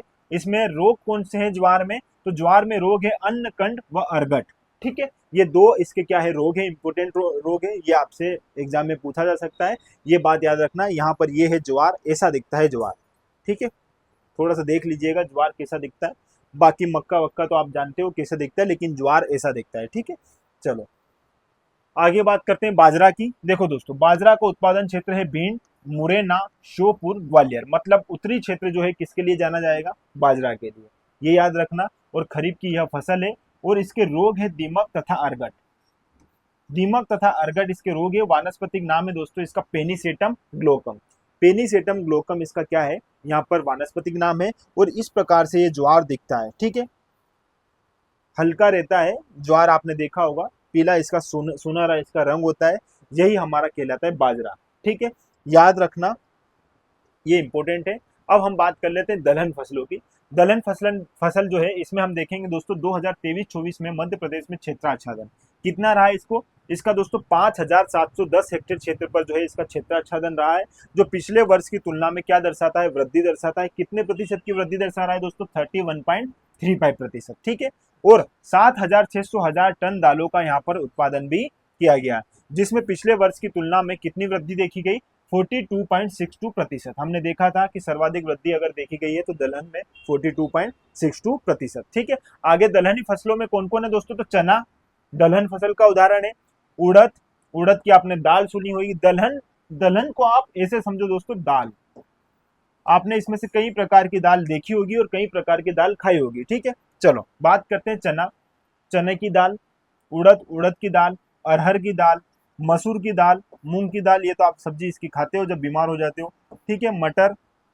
मटर भी दाल में आएगा आदि, ठीक है। तो ये बात आपको यहाँ पर अच्छे से याद रखना है। इन्हीं बातों को हम यहाँ पर अच्छे से देख लेते हैं। सबसे पहले चना को देखते हैं, ठीक है। चना का उत्पादन होगा दोस्तों छिंदवाड़ा व नरसिंहपुर में, ठीक है। इन दो क्षेत्र में चना का प्रमुख रूप से उत्पादन होता है। और 2023-24 में इसका क्षेत्राच्छादन देखोगे तो 155 हेक्टेयर क्षेत्र पर हुआ है, ठीक है, जो पिछले वर्ष की तुलना में 6.66% को कमी को दर्शा रहा है। चने के उत्पादन में अब जो है दोस्तों क्या होने लग गई है? कमी। हमारे राज्य में अब चना इतना ज्यादा पैदावार चने की नहीं होती है। क्यों नहीं होती है? चना जो है ये ठंड के टाइम पे जो है हम इसको बोते हैं, तो ठंड कई बार अधिक गिर जाती है, जिसकी वजह से ये जो है जल जाते हैं। जलना मतलब ये है कि उसमें जो धान, जो इसमें जो अनाज आना चाहिए, जो अनाज इसमें जिसकी गुणवत्ता होनी चाहिए, बड़ी साइज जिसकी होनी चाहिए, वो नहीं हो पाती, वो छोटी छोटी रह जाती है।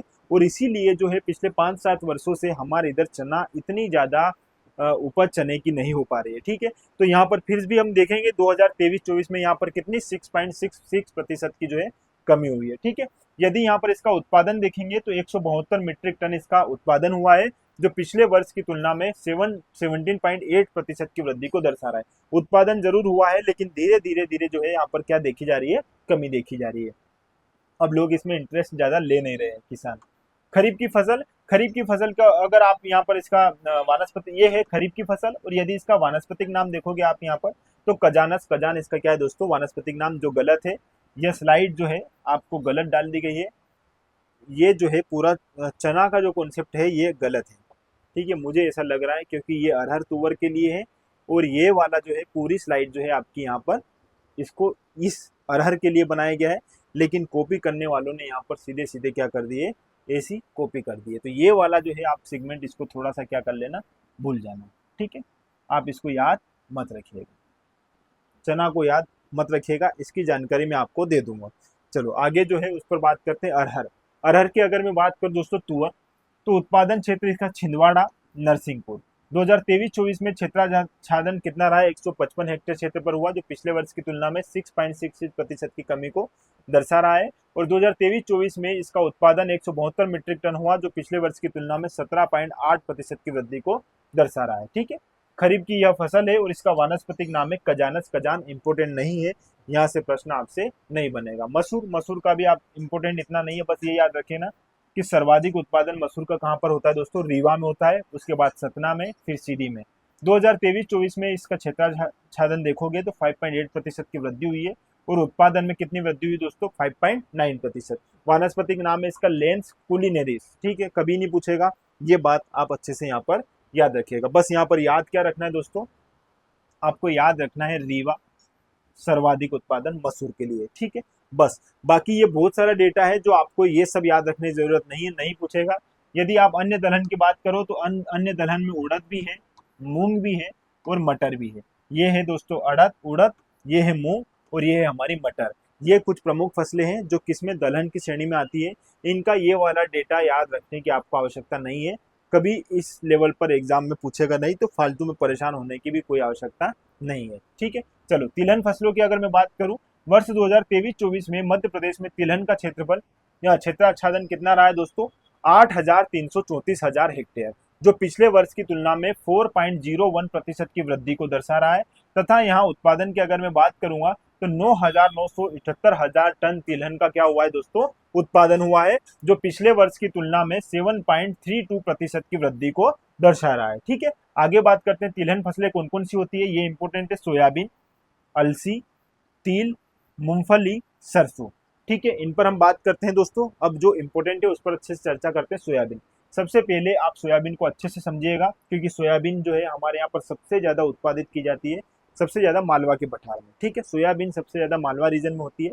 दूसरा, सोयाबीन के नाम से ही या सोयाबीन की उत्पादकता के कारण ही हमें सोया राज्य की श्रेणी में रखा गया है। ठीक है, मध्य प्रदेश को सोया प्रदेश भी कहा जाता है, आप जानते हो। लेकिन पिछले वर्ष अगर आप देखोगे तो महाराष्ट्र में ज्यादा उत्पादन हुआ था मध्य प्रदेश से, लेकिन इस वर्ष जो है महाराष्ट्र को पीछे छोड़कर लगभग 5-6% हमने फिर से जो है ज्यादा ग्रोथ किया है।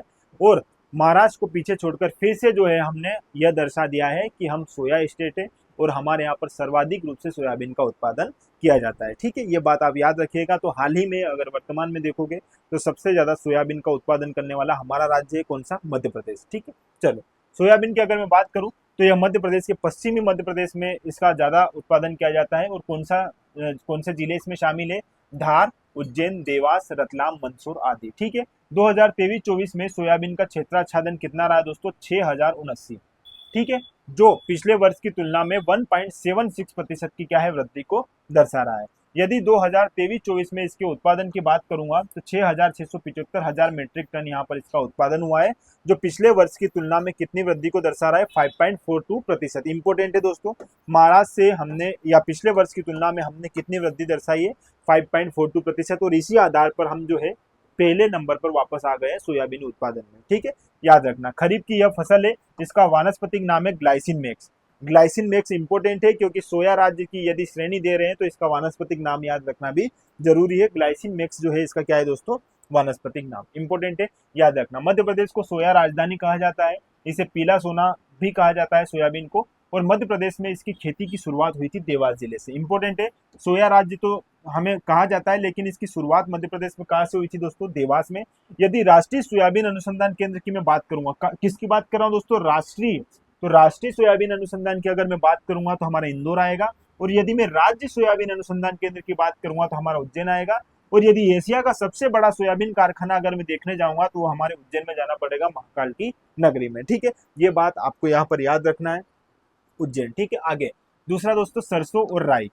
सरसों राई ज्यादा इंपॉर्टेंट नहीं है, बस कुछ कुछ नाम जो है आपको यहाँ पर याद रखना है। मध्य भारत का पठार विशेष रूप से सरसों का क्या करता है, उत्पादन करता है, जिसमें भिंड, मुरैना, ग्वालियर, श्योपुर, शिवपुरी ये क्षेत्र आता है, आप जानते हो। 2023-24 में सरसों का क्षेत्राच्छादन कितना रहा दोस्तों, 1403 हजार हेक्टेयर, ठीक है। और पिछले वर्ष की तुलना में 10.21% की यहाँ पर वृद्धि देखी गई। यदि 2023-24 में सरसों का उत्पादन देखोगे दोस्तों, तो 2169 जो है यहाँ पर हजार मेट्रिक टन में क्या हुआ, यहाँ पर इसका उत्पादन हुआ है, जो पिछले वर्ष की तुलना में 0.66% की वृद्धि को दर्शा रहा है, ठीक है। रबी की यह फसल है, सरसों जो है दोस्तों ये रबी की फसल है। इंपॉर्टेंट ये बात है कि सरसों किसकी फसल है दोस्तों, रबी, खरीफ, जायद, तो आप याद रखना यहाँ पर किसकी, खरीफ, सॉरी रबी की, ठीक है। वानस्पतिक नाम ब्रेसिका कंपेस्टिस इसका जो है नाम है, ये वानस्पतिक नाम है। और मध्य भारत के पठार को किसे दोस्तों, मध्य भारत के पठार को सरसों की हांडी कहा जाता है। ये बात आपको जानकारी इसकी होनी चाहिए, और यदि नहीं है तो आप इसको अच्छे से ध्यान में रखना। और मुरैना जिले में सरसों के तेल का यहाँ पर एक कारखाना भी स्थित है। ये है हमारी क्या, सरसों, ये सरसों, ठीक है। ये पीला पीला जो आप देख रहे हो सरसों के खेत आप देखते होंगे, आपको आइडिया लग जाएगा, ठीक है। मूंगफली की अगर मैं बात करूं तो खरगोन और खंडवा में सर्वाधिक रूप से मूंगफली का जो है उत्पादन किया जाता है। आपसे सीधा सीधा प्रश्न यही पूछेगा कि राज्य में सबसे ज्यादा मूंगफली का उत्पादन करने वाले जिले कौन से हैं, तो आपको बस इतनी सी बेसिक जानकारी होनी चाहिए कि यह जो है सबसे ज्यादा मूंगफली का उत्पादन क्षेत्र खंडवा तथा खरगोन में, ठीक है। यह मूंगफली कौन सी फसल है, आपसे सीधा सीधा पूछा जाता है, तो इसका नाम है दोस्तों क्या है, खरीफ की फसल है यह, और वानस्पतिक नाम है इसका एराचिस हाइपोगिया, ये इसका क्या है दोस्तों, वानस्पतिक नाम है। इसी प्रकार अलसी का उत्पादन क्षेत्र रीवा, और रीवा में सर्वाधिक रूप से अलसी का उत्पादन किया जाता है। इंपॉर्टेंट है, ये भी याद रखना। फिर आएगा सतना, सीधी, शहडोल, यह कौन सी फसल है, अलसी, रबी की फसल है, ठीक है। चलो आगे तिल की अगर बात करोगे तो सीधी में जो है तिल का सर्वाधिक उत्पादन किया जाएगा, फिर शहडोल में, और फिर अनूपपुर में। यह कौन सी फसल है दोस्तों, तो यह खरीफ की फसल है। ये बात भी आप यहाँ पर अच्छे से याद रखना, ठीक है। यदि मैं वाणिज्यिक फसलों की बात करूं तो वाणिज्यिक फसलों में गन्ना आता है दोस्तों, कपास भी जो है वो वाणिज्यिक फसल का ही उदाहरण है। तंबाकू आप जानते हो वाणिज्यिक फसल का उदाहरण है। अफीम, गांजा, ये सारी जो चीजें है किसके उदाहरण है दोस्तों, वाणिज्यिक फसल के उदाहरण है। सबसे पहले गन्ना की बात करूं, गन्ना इंपॉर्टेंट है, यहाँ से प्रश्न बनता है। देखो गन्ना की बात करूं तो नरसिंहपुर में जो है गन्ना सर्वाधिक रूप से उत्पादित किया जाता है, मध्य प्रदेश के नरसिंहपुर में, ठीक है। चलो उसके बाद छिंदवाड़ा, बुरहानपुर, बैतूल, दतिया व उज्जैन, ठीक है। ये बात आप अच्छे से याद रखना। 2023-24 में गन्ने का क्षेत्राच्छादन 102,000 हेक्टेयर पर हुआ, जो पिछले वर्ष की तुलना में कमी दर्शाता है दोस्तों 8.93% की, इस बार कमी है, याद रखना। और 2023-24 में उत्पादन 734,000 मेट्रिक टन हुआ, जो पिछले वर्ष की तुलना में 6.38% की कमी को दर्शाएगा। यदि कम लगेगा तो उत्पादन भी कमी होगा, ये बात आप जानते हो। पूर्णतः सिंचित फसल है, इसको पूरी तरीके से जो है पानी की आवश्यकता रहती है, सिंचाई की आवश्यकता रहती है, तो गन्ना एक पूर्णतः सिंचित फसल है।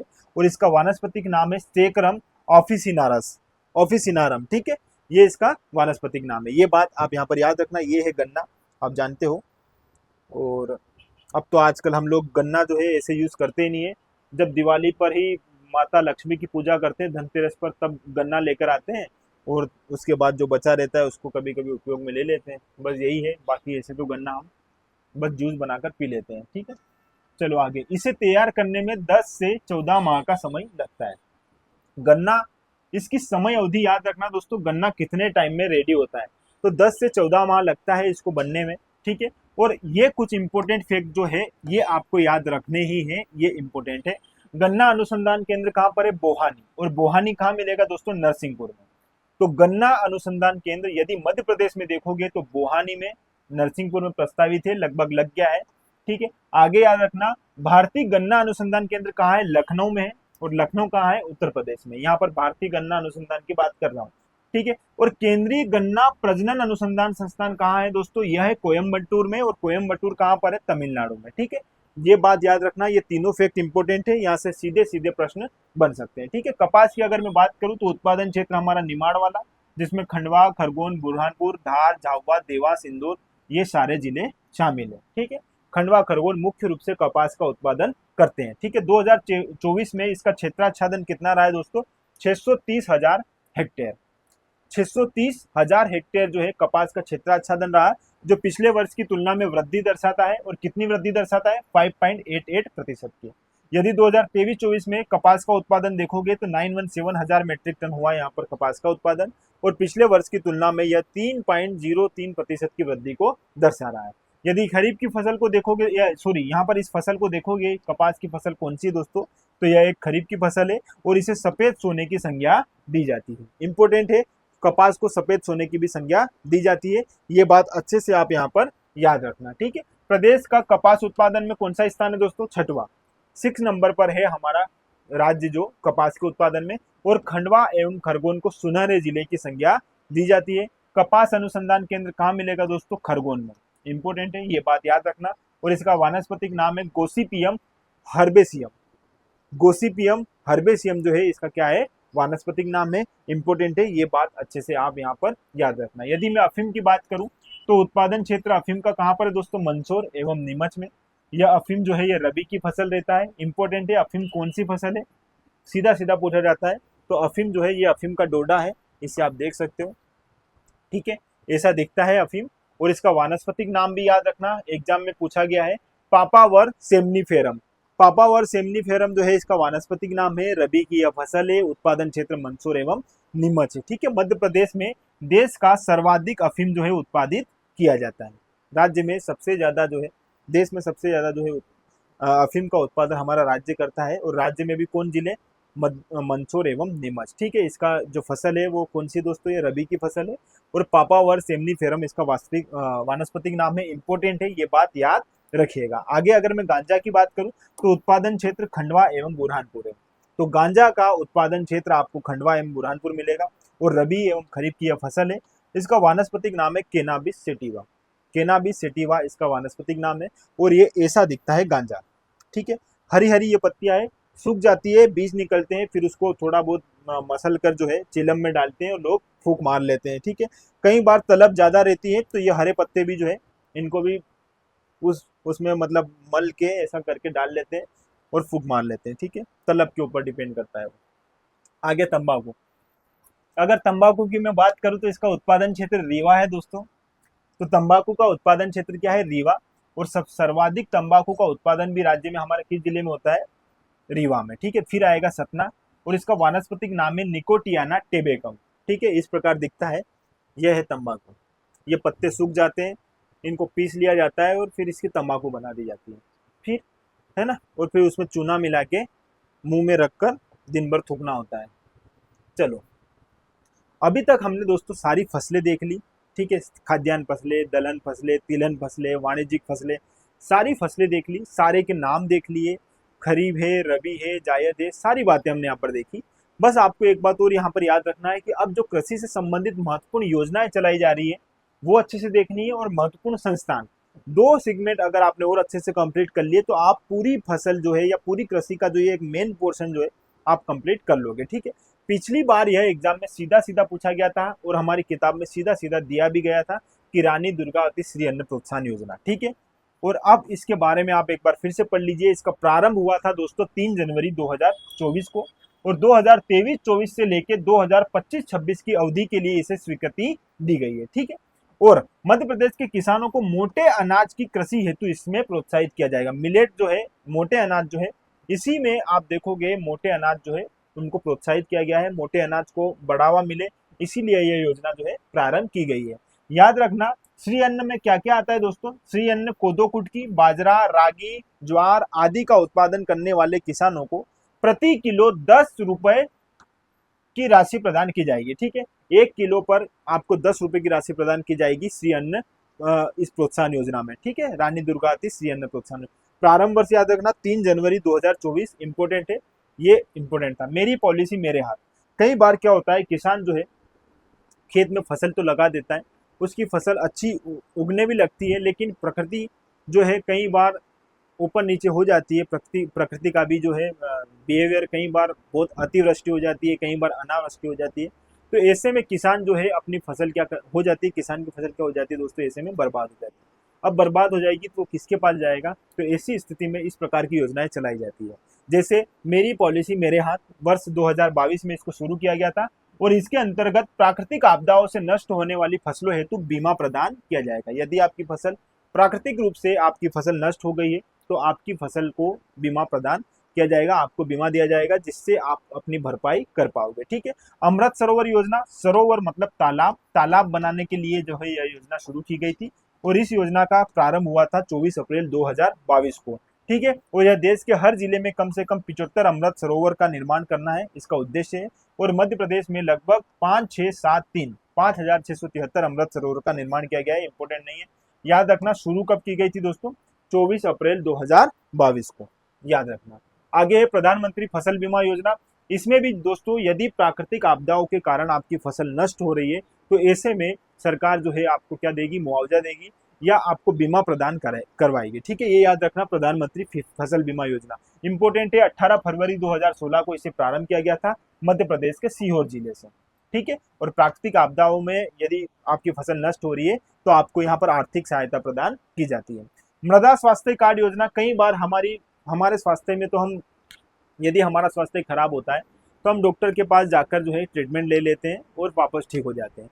कई बार मृदा के स्वास्थ्य में भी क्या है, ऊपर नीचे उतार चढ़ाव आ जाते हैं, तो ऐसी स्थिति में हम मृदा का स्वास्थ्य परीक्षण करवाएंगे। तो यह जो योजना है मृदा स्वास्थ्य कार्ड योजना, इसमें मृदा में यदि कुछ पोषक तत्वों की कमी हो रही है या उसमें गुणवत्ता नहीं आ रही है, उपजाऊ अच्छे से नहीं हो रहा है, फसलों का उपजाऊ अच्छे से नहीं हो पा रहा है, तो ऐसी स्थिति में मृदा में किसी प्रकार के पोषक तत्व की कमी है तो उसको समझकर उसे उस प्रकार का पोषण दिया जाएगा जिससे मृदा जो है आगे अच्छे से उर्वर हो पाए और अच्छे से उत्पादकता हमें मिले। ठीक है, इसी बात को ध्यान में रखकर 19 फरवरी 2015 को यह योजना शुरू की गई थी। ठीक है। और मृदा में पोषक तत्वों की कमी को परीक्षण के माध्यम से इससे दूर करना इसका प्रमुख उद्देश्य था। ये बात मैंने आपको यहाँ पर बता दी। किसान क्रेडिट कार्ड योजना इंपॉर्टेंट है दोस्तों।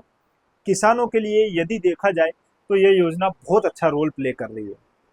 केसीसी, किसान क्रेडिट कार्ड योजना, इसमें होता क्या है दोस्तों? इसका प्रारंभ वर्ष देख लो, पहले 1998 में इसको प्रारंभ किया गया था और इसमें किसानों को प्रति वर्ष 4% की रियायती दर पर ऋण उपलब्ध करवाया जाता है। देखो, मोटा मोटा समझना, केसीसी में होता क्या है दोस्तों? यदि कोई किसान है तो उसकी जमीन के आधार पर, जैसे उसके पास 5 बीघा, 10 बीघा, 15 बीघा, जितनी भी उसके पास जमीन है, उस जमीन को ध्यान में रखकर उसे ऋण दिया जाता है। ठीक है। अब वो ऋण दिया जाएगा, बहुत, ये 4% की रियायती दर बता रहे हैं, मतलब बहुत कम ब्याज दर लगेगी और आपको 6 महीने में या 12 महीने में एक बार जो है उसका ऋण जो है देना रहेगा। जैसे आपने 5 लाख रुपए लिए हैं तो 5 लाख का जितना आपका ब्याज बन रहा है वो ब्याज आप उस अवधि में जमा कर दीजिए और बाकी वापस जो है पैसे निकाल लीजिए। जैसे आपने 5 लाख ले लिए हैं तो आप हर 6 महीने में या 12 महीने में जो है आपका जितना भी ब्याज है वो जमा करो और वापस पैसे निकाल लो। मतलब आपको बहुत कम ब्याज दर पर यह जो है अमाउंट मिलता है किसान क्रेडिट कार्ड में, जो किसानों को आर्थिक रूप से बहुत सहायता प्रदान करता है। ठीक है, चलो आगे बात करते हैं भावांतर भुगतान योजना। अगर भावांतर भुगतान योजना की बात करूं तो दोस्तों 16 अक्टूबर 2017 को सागर जिले के खुरई से इसकी शुरुआत हुई थी। इंपॉर्टेंट है, कहां से शुरू हुई थी? सागर जिले से। इसका उद्देश्य किसानों को समर्थन मूल्य दिलाना ताकि मंडियों में भाव उतार चढ़ाव होने पर भी किसान को हानि नहीं पहुंचे। कई बार किसान क्या करता है, अच्छी उम्मीदें लेकर फसल उगाता है। ठीक है, और फसल उसको लगता है कि हाँ मेरी फसल अच्छे दाम में बिकेगी और मैं अपना जो है आगे का काम जो है पूरा करूँगा। किसी को घर बनाना है, किसी को गाड़ी लेनी है, किसी को बेटी की शादी करनी है, इस आधार पर किसान अपनी उम्मीदें जोड़ लेता है। तो होता क्या है दोस्तों, कई बार दाम या तो बहुत अच्छे मिल जाते हैं और कई बार फसलों के दाम इतने गिर जाते हैं कि उनको ले जाना, घर से ले जाकर कहीं दूर तक जहाँ मंडियों में हम ले जा रहे हैं उसके डीजल के पैसे भी नहीं निकलते हैं। कई बार ऐसी स्थितियां भी बन जाती है। तो ऐसे में यह योजना जो है उन लोगों की मदद करेगी। एक मिनिमम अमाउंट या जितना एक अमाउंट उस फसल का होना चाहिए उतना सरकार वहन करती है। आपको इसमें टेंशन नहीं रहेगी कि आपकी फसल का जो है यदि दाम कम हो गया तो ऐसे में आप किसके पास जाओगे। तो सरकार एक न्यूनतम समर्थन मूल्य जो है एक ऐसा रेंज डिसाइड कर देगी जिससे आपको नुकसान ना हो और अधिकतम ज़्यादा फायदा भी ना हो और नुकसान भी ना हो, लेकिन आपका काम चल जाए बस। तो यही है भावांतर भुगतान योजना, जिसमें किसानों के हित को देखा गया है और किसान परेशान ना हो, इसी बात को ध्यान में रखकर यह योजना प्रारंभ की गई थी। वर्ष 2017 में इसका प्रारंभ हुआ था, ये बात आप यहाँ पर याद रखना। ठीक है। अन्नपूर्णा सूरज धारा योजना, यदि अन्नपूर्णा सूरजधारा योजना की बात करेंगे तो इसका प्रारंभ हुआ था 2001 में, और यह एसटी एससी के कृषकों के कल्याण हेतु प्रारंभ की गई थी। किन के लिए दोस्तों? एससी और एसटी के लिए। कौन सी योजना? अन्नपूर्णा सूरज योजना। कब? 2001 में। और ये भी बात याद रखना, इसमें दलहन, तिलहन तथा खाद्यान्न फसलों के बीज को उपलब्ध करवाने का प्रयास किया जाएगा। ठीक है। जल अभिषेक योजना, जल अभिषेक अभियान, जल अभिषेक अभियान जो है यह 2006 में प्रारंभ किया गया था।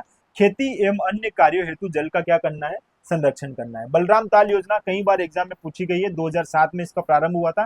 तालाब निर्माण हेतु इसके लिए जो है अनुदान राशि प्रदान की जाएगी। ठीक है, बलराम ताल योजना में। खेत तालाब योजना यह भी 2007 में प्रारंभ की गई थी, 22 मई 2007 को। और खेत में वर्षा जल को रोकने हेतु सरकार द्वारा 16,350 रुपए की इसमें राशि प्रदान की जाएगी। आपको इसकी डेट याद रखना, कब प्रारंभ हुई थी। मुख्यमंत्री अन्नपूर्णा योजना एग्जाम में पूछी गई है, 2008 में शुरू हुई थी। इसमें गेहूं, शक्कर एवं नमक, गेहूं, शक्कर और नमक, याद रखना दोस्तों, इन तीनों को जो है 1 रुपए प्रति किलोग्राम की दर से प्रदान किया जाएगा। वर्ष 2008 में प्रारंभ हुई थी। मुख्यमंत्री किसान कल्याण योजना अभी हाल ही में बहुत चल रही है। सितंबर 2020 में इसको प्रारंभ किया गया था। इसकी राशि याद रखना दोस्तों, 6,000 रुपए। 6,000 रुपए प्रति वर्ष किसानों को आर्थिक सहायता इसमें दी जाती है। ठीक है। और प्रधानमंत्री किसान सम्मान निधि में भी 6,000 रुपए दिए जाएंगे। और यहाँ पर मुख्यमंत्री किसान कल्याण योजना में भी 6,000, पहले 4,000 थे, अब 6,000 हो गए। ठीक है, ये बात यहाँ पर अच्छे से याद रखना। मुख्यमंत्री खेत तीर्थ योजना, खेत तीर्थ योजना जो है यह प्रारंभ हुई थी 2013-14 में। और यह किसानों को उन्नत कृषि केंद्र, प्रक्षेत्रों और किसान विज्ञान केंद्रों में भ्रमण, इसका उद्देश्य है करवाना। देखो, भ्रमण करवाएगी किसानों को कहाँ कहाँ? कृषि केंद्र में, ठीक है, किसान विज्ञान केंद्र में, है ना। तो ये सारा जो है नॉलेज देगी किसानों को। एक प्रकार का तीर्थ रहेगा। जैसे हम तीर्थ में जाते हैं तो हम भगवान के दर्शन करते हैं, हर जगह जगह जहाँ जहाँ के जो प्रसिद्ध मंदिर है वहां पर जाकर भगवान से प्रार्थना करते हैं, उनके दर्शन करते हैं और आते हैं। ठीक है। तो यहाँ पर दोस्तों यह योजना चलाई है खेत तीर्थ योजना, मतलब खेत तीर्थ के नाम से इसको शुरू किया गया है, जिसमें खेत से या आपकी कृषि में आप अच्छा बेहतर कर पाओ, ऐसे सेंटर्स पर आपको ले जाया जाएगा और उनका भ्रमण करवाया जाएगा, जिससे आप उनके बारे में सीखोगे, समझोगे और वही जो है चीजें सीखकर आपकी खेती में भी प्रयोग करोगे, जिससे आपको क्या है? फायदा मिलेगा। आप टेक्नोलॉजी के बारे में भी अवगत होंगे। ठीक है, ये इसका उद्देश्य है। आगे बात करते हैं मध्य प्रदेश कृषक बंधु योजना, यह 2019 में शुरू हुई थी। इसके अंतर्गत किसानों को मेप मुक्त बीमा सुविधाएं प्रदान की जाती है। ठीक है। मुख्यमंत्री किसान समृद्धि योजना 2018 में प्रारंभ हुई थी, 27 मार्च 2018 को। इसमें किसानों को फसल की उपज का सही मूल्य दिलवाना इसका क्या था दोस्तों? प्रमुख उद्देश्य था। ठीक है। आगे मुख्यमंत्री सोलर पंप योजना, यह 25 अप्रैल 2017 को प्रारंभ की गई थी, मुख्यमंत्री सोलर पंप योजना। इसके अंतर्गत कृषि कार्य हेतु कृषकों को सोलर पंप लगाने पर सब्सिडी प्रदान की जाती है। आप जानते हो दोस्तों, सोलर एनर्जी को लेकर सरकार जो है बहुत मदद करती है। यहाँ बात सिर्फ सोलर पंप की नहीं है, यदि आप सोलर पैनल भी अपने घर पर या छत पर लगवाना चाहोगे तो सरकार उसमें बहुत अच्छी आपको सब्सिडी देगी। यदि आपने ट्राई नहीं किया है तो एक बार इसको समझना, क्योंकि सोलर एनर्जी जो है आप जानते हो दोस्तों, इससे हमारी जो है विद्युत ऊर्जा बनेगी और हमारा जो हम नॉर्मल जो हम विद्युत ऊर्जा जो हमारी खपत है, जिस पर हम और निर्भरता हमारी बढ़ती जा रही है, वो धीरे धीरे कम होगी। इसी बात को ध्यान में रखकर सरकार जो है यहाँ पर सोलर पंप की भी योजना चलाई है किसानों के लिए, और सोलर पैनल की भी सरकार जो है योजना चलाती है। पीएम सूर्य घर योजना आपने सुना होगा, आगे मैं बताऊंगा। तो यहाँ पर इनमें सब्सिडी प्रदान की जाती है सरकार द्वारा। ठीक है। इसमें हम कृषि कार्य हेतु जो कृषक जो है इसके लिए क्या ले सकते हैं? सब्सिडी ले सकते हैं। मेरा खेत मेरी माटी योजना, यह जो है 1 अप्रैल 2014 को प्रारंभ की गई थी। मनरेगा के माध्यम से प्रारंभ की गई इस योजना का उद्देश्य खेती को लाभ का धंधा बनाना था। ठीक है, इंपोर्टेंट है, 2014 याद रखना, मेरा खेत मेरी माटी योजना। चलो आगे बात करते हैं आत्मा योजना। इसका प्रारंभ हुआ था 2005-6 में और यह छोटे किसानों को तकनीकी खेती की जानकारी प्रदान करेगी। देखो दोस्तों, आत्मा योजना का उद्देश्य है छोटे किसानों को टेक्नोलॉजी देना। देखो, छोटे किसान के पास जमीन कम रहती है और ऐसे में वो ऐसी जो फसलें जैसे गेहूं, चने, सोयाबीन ये नहीं बोता है, क्योंकि ये फसल क्या है, इतना ज़्यादा जो है क्या देती है, इतना ज़्यादा जो है मूल्य नहीं आता है इनका, और इनके भाव सेम ही रहते हैं, कभी उतार चढ़ाव इतना ज़्यादा नहीं होता है। ठीक है, ये बात आप जानते हो। लेकिन छोटे किसान जो है वो इन फसलों को लगाने के अलावा भी दूसरी फसलें लगाते हैं, जैसे सब्जियां हुई, बागवानी सारी जो है लगाते हैं, फल वाले जो है बगीचे लगा लेते हैं। ठीक है, आप जानते हो, और उनमें अच्छे से अच्छे जो है बीज लगाते हैं और ज़्यादा से ज़्यादा उत्पादकता प्राप्त करते हैं और बाजार में बेचते हैं, तो उनको अच्छा फायदा मिलता है। तो ऐसे छोटे किसान जो है इनको और टेक्नोलॉजी देने के उद्देश्य से जो है इस योजना का प्रारंभ किया गया था, आत्मा योजना का। कब किया गया था? 2005-6 में, ये बात याद रखना। मध्य प्रदेश राज्य मिलेट मिशन, मोटे अनाज के लिए यह मिशन शुरू हुआ है दोस्तों 2023-24 में। मिलेट फसल जिसमें कोदो, कुटकी, ज्वार, रागी, इन क्षेत्रों के उत्पादन को क्या करना? बढ़ावा देना। 2023 को अंतरराष्ट्रीय मिलेट वर्ष के रूप में भी मनाया गया है। ठीक है, ये बात आपको पता है, ये बात मैंने आपको आगे बता दी है। अब मध्य प्रदेश से संबंधित या कृषि से संबंधित मध्य प्रदेश के कुछ महत्वपूर्ण संस्थान हैं जहां से प्रश्न सीधे सीधे बनते हैं, और ये हमारी फसल का अंतिम टॉपिक रहेगा। इसको आप बेहतर तरीके से यहाँ पर समझना। ठीक है, मैं आपको बताता हूँ, जवाहरलाल नेहरू कृषि विश्वविद्यालय कहाँ है दोस्तों? जबलपुर में, और 1964 में इसकी स्थापना की गई थी। विजया राजे सिंधिया कृषि विश्वविद्यालय आपको ग्वालियर में मिलेगा, 2008 में इसकी स्थापना की गई थी। मध्य प्रदेश कृषि अभियांत्रिकी महाविद्यालय जबलपुर में, इंपोर्टेंट है, कितनी बार एग्जाम में ये प्रश्न पूछा है, आप याद रखिएगा दोस्तों। मध्य प्रदेश कृषि अभियांत्रिकी महाविद्यालय कहाँ है? जबलपुर में है। मध्य प्रदेश का प्रथम उद्यानिकी, प्रथम और एकमात्र उद्यानिकी है यह जो है हमारा महाविद्यालय कहाँ है? मंदसौर में है। मध्य प्रदेश का केंद्रीय अभियांत्रिकी संस्थान, देखो ये कृषि अभियांत्रिकी है और ये केंद्रीय अभियांत्रिकी संस्थान है, ये है दोस्तों भोपाल में और ये है जबलपुर में। अंतर आप समझना, परेशान मत होना। भगवंत राव मंडलोई कृषि महाविद्यालय मिलेगा आपको खंडवा में, और रफी अहमद किदवई महाविद्यालय सीहोर में, तथा कृषि विद्यालय विदिशा में आपको मिलेगा। इसके साथ साथ और भी कुछ महत्वपूर्ण संस्थान है, वो भी देखिए। धान अनुसंधान केंद्र बड़वानी, इस पर हमने चर्चा कर ली है दोस्तों, याद रखना बड़वानी, धान अनुसंधान केंद्र बड़वानी। दलहन अनुसंधान केंद्र अमलाह में है, और अमलाह कहाँ पर है? सीहोर में है। राज्य सोयाबीन अनुसंधान केंद्र कहाँ मिलेगा? उज्जैन में मिलेगा। राज्य सोयाबीन अनुसंधान केंद्र राष्ट्रीय सोयाबीन अनुसंधान केंद्र कहाँ मिलेगा? इंदौर में। ये राज्य है, ये राष्ट्रीय है। मूंगफली अनुसंधान केंद्र खरगोन में है, क्योंकि खंडवा खरगोन में मूंगफली का अच्छे से उत्पादन किया जाता है। और सोयाबीन वायदा बाजार मिलेगा आपको इंदौर में। जैविक कपास अनुसंधान केंद्र खंडवा में, कपास का भी सर्वाधिक उत्पादन खंडवा खरगोन में होता है, तो इस प्रकार भी आप इसको याद रखिएगा। आलू अनुसंधान केंद्र कहाँ मिलेगा दोस्तों? ग्वालियर में। आलू अनुसंधान केंद्र ग्वालियर में, और अंगूर अनुसंधान केंद्र कहाँ मिलेगा? रतलाम में। ठीक है, ये दोनों बिंदु आप अच्छे से याद रखना। पुष्प अनुसंधान केंद्र कहाँ मिलेगा? श्यामपुर सीहोर में, ये बात याद रखना। राष्ट्रीय खरपतवार विज्ञान अनुसंधान केंद्र कहाँ मिलेगा? जबलपुर में। महासिर मत्स्य संरक्षण केंद्र, महासिर हमारी राज्य मछली है, याद रखना, और इसका संरक्षण केंद्र जो है कहाँ है? बड़वाह में है, और बड़वाह कहाँ पर है दोस्तों? खरगोन में। ठीक है, चारा निर्माण केंद्र धार में। डेयरी स्टेट केंद्र मिलेगा जबलपुर में। फल एवं सब्जी परीक्षण प्रशिक्षण केंद्र जो है महिलाओं के लिए बनाया गया है, और यह इंदौर में मिलेगा। रंगीन मछली केंद्र खंडवा। रेशम मंडी पंचमढ़ी नर्मदापुरम में।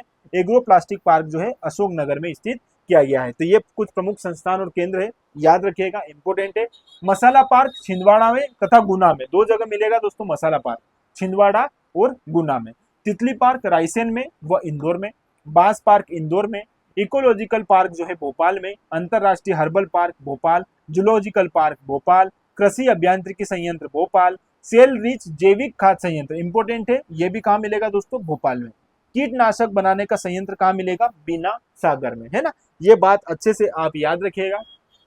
आगे थोड़े और संस्थान बचे हैं। कीटनाशक संयंत्र सहकारी केंद्र क्षेत्र जो है कटनी में मिलेगा। अपशिष्ट जैविक खाद निर्माण संयंत्र आपको मिलेगा ग्वालियर में। राज्य कृषि विस्तार एवं प्रशिक्षण संस्थान भोपाल में। Indian institute of soil science, ये याद रखना, सोइल साइंस वाला दोस्तों कहाँ मिलेगा? भोपाल में, इंपोर्टेंट है। राज्य बीज विकास निगम भोपाल। लघु कृषक विकास संघ भोपाल। अटल बिहारी वाजपेयी राष्ट्रीय सहकारी विकास अनुसंधान संस्थान कहाँ मिलेगा? इंदौर में, और इंदौर में कहाँ पर प्रस्तावित है, ये अभी बना नहीं है। अटल बिहारी वाजपेयी राष्ट्रीय सहकारिता विकास अनुसंधान संस्थान। मध्य प्रदेश आम अनुसंधान केंद्र कहाँ मिल रहा है दोस्तों? रीवा में। रीवा में भी कहाँ पर? गोविंदगढ़। आगे बात करते हैं दोस्तों, मध्य प्रदेश गेहूं अनुसंधान केंद्र पवारखेड़ा, इसके बारे में हम चर्चा कर चुके हैं, ये नर्मदापुरम होशंगाबाद में मध्य प्रदेश गेहूं अनुसंधान केंद्र। ठीक है, तो आगे और कुछ हमारे केंद्र बचे हैं। मध्य प्रदेश मक्का एवं गेहूं अनुसंधान केंद्र खमरिया जबलपुर, इस पर हम चर्चा कर चुके हैं। मध्य प्रदेश वन अनुसंधान केंद्र जबलपुर। मध्य प्रदेश कपास अनुसंधान केंद्र खरगोन। मध्य प्रदेश अंतरराष्ट्रीय कृषि रिसर्च सेंटर अमलाहा सीहोर। ठीक है, गन्ना अनुसंधान केंद्र बोहानी गाडरवारा नरसिंहपुर में आपको यह मिलेगा। ठीक है, कुछ इंपोर्टेंट फैक्ट जो है न्यूज में उनको भी आप देख लीजिए। प्रस्तावित बांधों की डिजाइन परीक्षण हेतु जल विज्ञान प्रयोगशाला हताई खेड़ा भोपाल में स्थापित की जाएगी। ठीक है, किसके लिए दोस्तों? जल विज्ञान प्रयोगशाला है, यह बांधों की डिजाइन और परीक्षण के लिए बनाई जाएगी। ठीक है, मिट्टी की गुणवत्ता संबंधी विभिन्न परीक्षण हेतु मिट्टी धातु परीक्षण प्रयोगशाला कहाँ दोस्तों?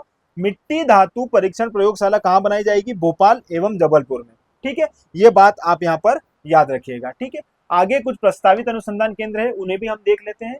मध्य प्रदेश केला अनुसंधान केंद्र सुखपुरी, और सुखपुरी कहाँ है? बुरहानपुर में। ये प्रस्तावित है, इंपोर्टेंट भी है, याद रखना। चना अनुसंधान केंद्र उज्जैन में। श्री अन्न या मोटा अनाज की मैं बात करूं अनुसंधान केंद्र, ये कहाँ मिलेगा दोस्तों? डिंडोरी में। इंपोर्टेंट है, ये फैक्ट याद रखना। ठीक है, सरसों अनुसंधान केंद्र आपको मिलेगा ग्वालियर में। तो ये इंपोर्टेंट बिंदु है जो आपको यहाँ पर अच्छे से देखना है। अगला हमारा टॉपिक रहेगा सिंचाई, और सिंचाई पर आज हम चर्चा नहीं करेंगे इस लेक्चर में। अगला जो लेक्चर रहेगा उसमें हम सिंचाई को बेहतर तरीके से समझेंगे, जिसमें हम सिंचाई देख लेंगे, पशुधन या पशुपालन देख लेंगे, बागवानी देख लेंगे। तो इस प्रकार हम 2 पार्ट में हमारी इस मध्य प्रदेश की कृषि को देखेंगे और पूरा सेगमेंट बेहतर तरीके से कंप्लीट करेंगे। तो इस प्रकार दोस्तों हमसे जुड़े रहिए, और जुड़े रहने के लिए आपका बहुत बहुत धन्यवाद। Thank you.